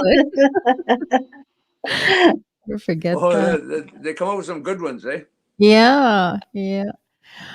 And I was also going to say, like, with our Cree language as well, like what Celeste is doing there with her things in the summer, speaking the Cree language throughout those days, that would be really good for students to learn as well. Too. Well, not only students, whoever participates or partakes in your cultural camp things there, eh? Kataptoganehiawe, they pick up that way too, eh? And make meaning, make more sense, make more connection. Even in prayer, eh? They say kakwe nehiawe. Mhm. Oh, like in that teaching that I was reading about, "Kitatawe," that was one of the words that they said in there. Instotamek instead of instotamak. Or Mm. they said instotamek. And with that, then I was able to understand what they were talking about more because I've been studying Cree so much that I understood that mek, that was them, in instotamek, for them to understand. And it just made sense like this. And all of that studying I was doing is just so helping so much. And that's when the creator told me, he said, stop studying and understand. He said, Mhm. oh boy, I really did that. I just started understanding instead of trying to go over and over and over and over like a dumb student, It's this time that I started understanding. Because when the old people come to me, they always speak Cree to me. They never speak English. And if I want to say, if I don't, might they go slower, I'll say, I'm saying that. And as soon as I'm going to say that, they'll just go like this to me. And then I just sit there and I listen and it makes sense. So like what you're saying makes total sense. Mhm. What we do in the camps is I invite people that have are uplifting and are can bring laughter and joy into the activity. Yeah. And like those puppets, using Oh, yeah. puppets and comedy and laughter. And man, those kids, they just sit there and they're just like, oh, they just want to chase those puppets around. And then we just finished eating. We were just didn't know what else we're gonna do, so we one of the people just really fast made a what do you call those hand game sticks out Okay. of willow, Yeah. Mhm. cherry tree, whatever. They were just next thing you know, we were playing hand games, and none of us had songs. We didn't. I'm not a hand game player, so we just started using those Brian McDonald songs. Hey, please. That's, So we had fun with that too. I got into trouble for that one time. I was Uh-huh. teaching. I was down at down in Saskatchewan or someplace. I forget which place. There was an Indian there that knew everything about everything. People would come from 100 miles away to ask him questions about the pipe and everything like that. So one day we were there playing hand games. We had nothing else to do, so we were playing hand games. And he came along and he said, "Oh, you're playing hand games?" I said, "Yep." He said, "Did you pray before you start playing?" And we all looked at each other and said, "No." He said, "This is a sacred game. You're supposed to pray before." He said, "I'll pray for you." So we prayed. And then he said, "There, now you can continue playing hand games." And that made sense. And Mhm. then I had to go up. They told me to go up and talk to the little people on the hillside. And he said, "Do you know how to talk to them?" And I said, "No, actually, I don't. I've heard about them, but I don't know." He said, "I know how to talk to them. I'll go with you." He said. So we went up there and he said, "You stay here." And he went ahead like that. And he began to talk to the little people. And then pretty soon he began singing. And then he told them that we had food. So he blessed the food and we put the food out. And we went back. And I thought to myself, "Winston, shut up. You don't know anything." And it's okay. It's okay to make those mistakes, and that's how we learn. Uh-huh. Because if you recall, I was raised by my grandfather, John, Uh, and you know how he was against residential school, and he would say they they brainwashed us. They took away our language and everything. So he would make sure that we would learn culture at home. yeah. And so he would, if he didn't have what he needed, he would make whatever it was, eh? And so he would come out with those little batteries, those little AA batteries. Yeah. One would have electrical tape on it, and that's what we learned with. is as long as we were learning culture, and those are the memories that I have that make me so happy, Yeah, that he taught us this is how to keep entertained on a cold day. He would come out of his room and bring his drum and sing for us. And so we do what we can with what we have, and we're just learning again all over, just like babies, and we're gonna make mistakes. Yeah. yeah, Keep trying. Keep yeah, trying. yeah. Well, because when I was little, that's all we spoke was Cree. And then we Yeah. moved into town, and of course, everybody spoke English, so I spoke English too. But Yeah, now, that's what happened to us too, integrated school. Yeah. yeah, but now I speak many languages, Mm. Wow. and I speak other language better than I do speak my own language. Mhm. I've got that ear for language. But I think in Cree, I wanted so much, somehow or other, I shut a door, and that door was not understanding. So I have to understand what I'm actually saying. I have to understand what I'm speaking about, before I speak. Mhm. Or That's unless it's people like you, then you would forgive me if I made mistakes.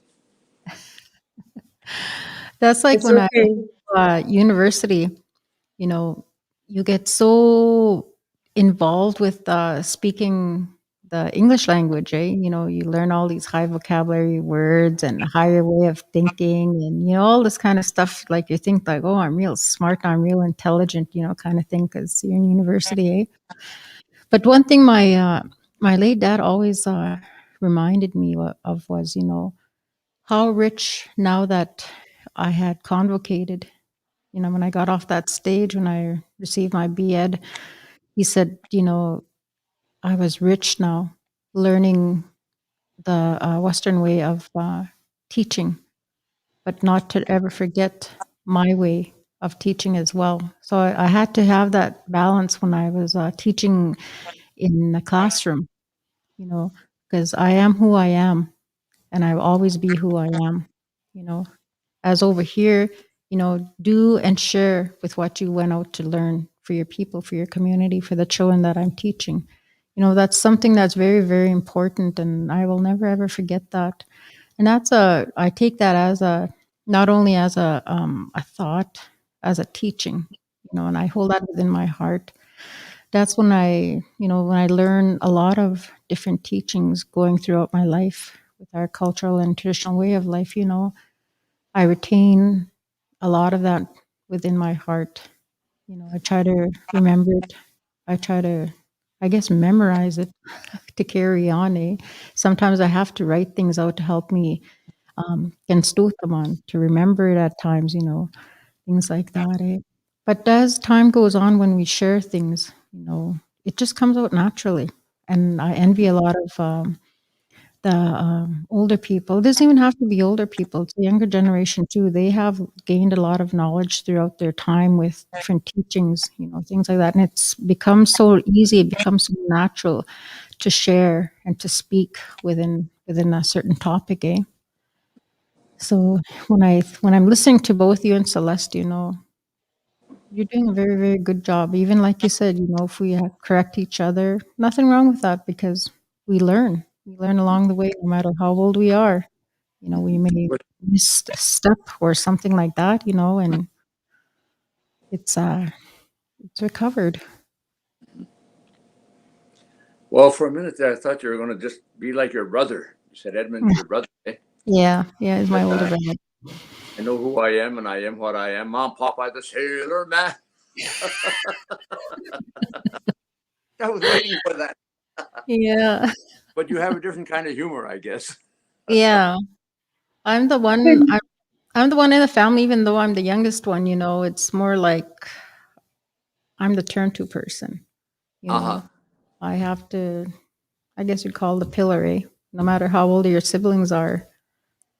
That's how I learned. Oh, okay, yeah. Yeah. Well, that's good, because we're closely related. Our people always were together.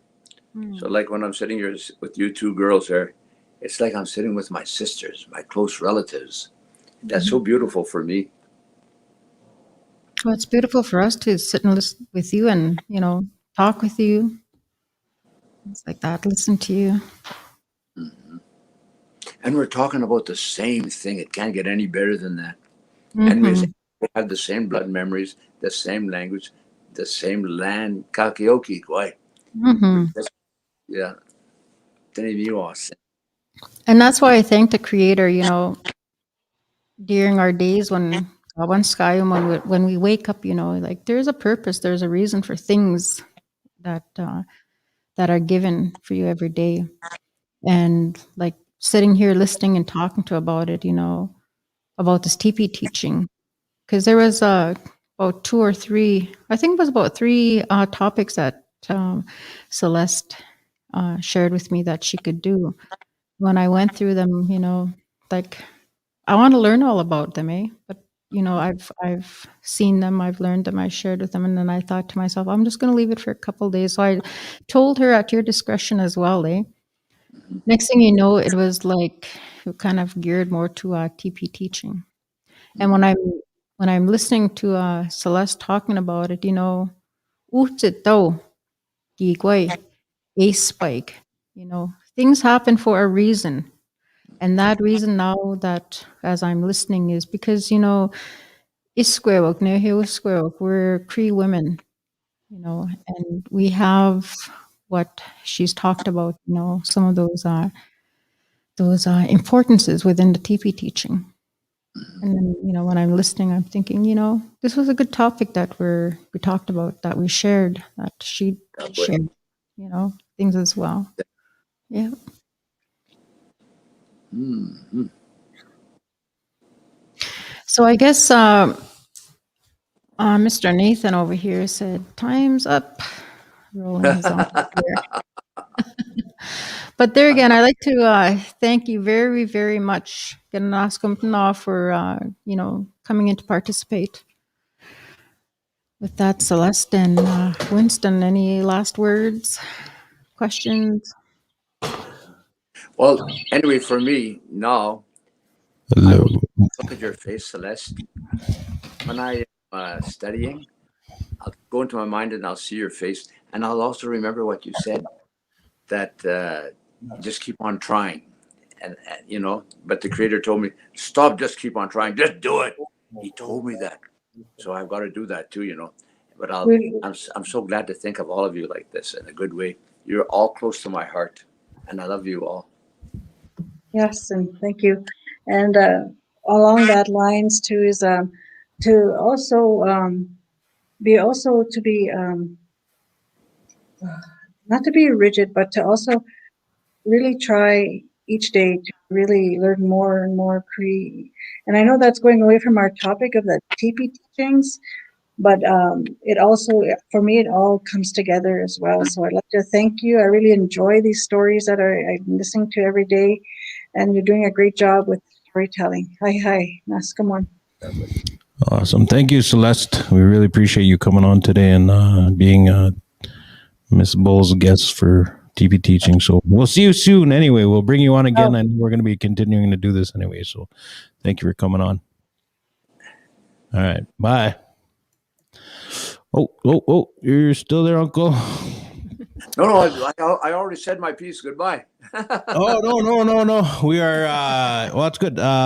We are going to close it down. No, this was the finale. We, 3 hours and 40 minutes we've been going, and we've enjoyed every minute of it. And every minute of it, how do I say that? Minute of it. Every minute of it. Yeah.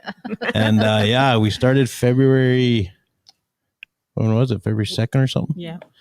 Right at the beginning of February, because it was Indigenous Storytelling Month. I don't know if that was in Turtle Island or is that everywhere? Right? It's pretty much everywhere, yeah. Okay, everywhere. So yeah, that's kind of how we got here where we are, and then we combined two podcasts in one today because they're both finishing today. So I think everything worked out, and everything happens for a reason. We do things for a reason that we don't know sometimes, but everything just kind of works out. And Uncle Winston, I want to thank you for being our co-MC, I guess, our MC, co-MC on Mondays and Fridays, and right through the month of February. We really enjoyed your stories, your singing, and your prayers, and your knowledge, and your laughs, and I know you enjoyed as well talking with all the guests that were coming on. So appreciate it, and I hope we do this again. Like I was telling Celeste and all the other guests we've had, I definitely want to do this again. It is a big project, but I mean, maybe we can do another 2-3 day podcast. I don't know, something like that. But go ahead, Uncle. I'll let you say a few words. right. I didn't catch you in the end when you closed out, but go What ahead, I say a would few like, words. Nathan, what I would like to do is that, seeing how that this is the last one, I want to sing a song, Okay. and this will reflect on all of us that have been here on your show, and also to all the all kakio ni wako ma kantik ipekiogichik wiawa asa igisibuitic. So that's what this song will be about, okay? Okay. And it'll be until the next time.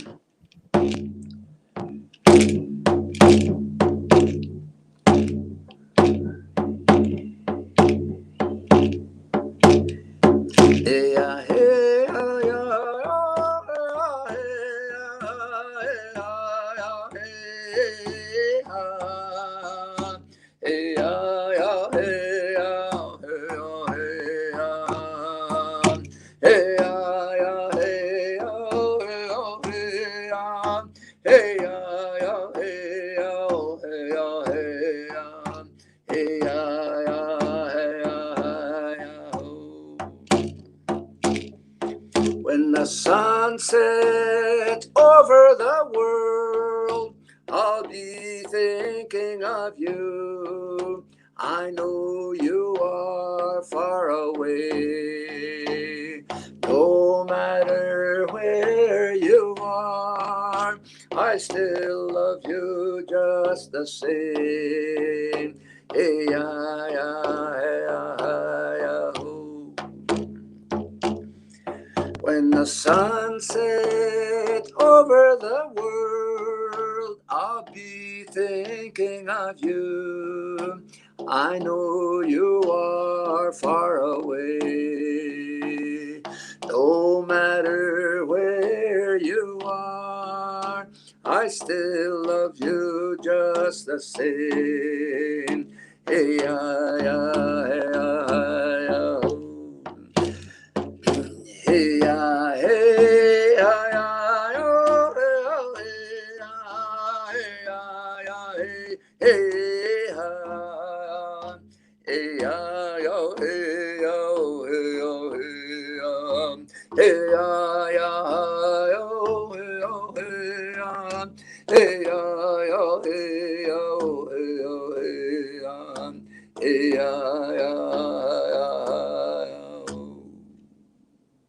Thank you, Father. Beautiful song. You have been with us every day. Thank you. Tane kita tame Mr. Hiki koi wichehi a kato gisrak no taunam. Hey, hey, Mr. Hiki koi wichehi a kato gisrak. Hey, hey. Thank you, thank you. And that was beautiful to be on with you ladies. That was a big highlight in my life. I was just going to say, beautiful song, beautiful tune, and true lyrics to that song. Yeah, you know, listen. Hey, hey. All right, you guys, that's it. That's all. And we will see you next time, because there's always a next time. With that, you guys, thanks for tuning in to CWS Podcast, where we have a 10 million budget every show, and we will see you next show for the next one. Hi-yo, hi.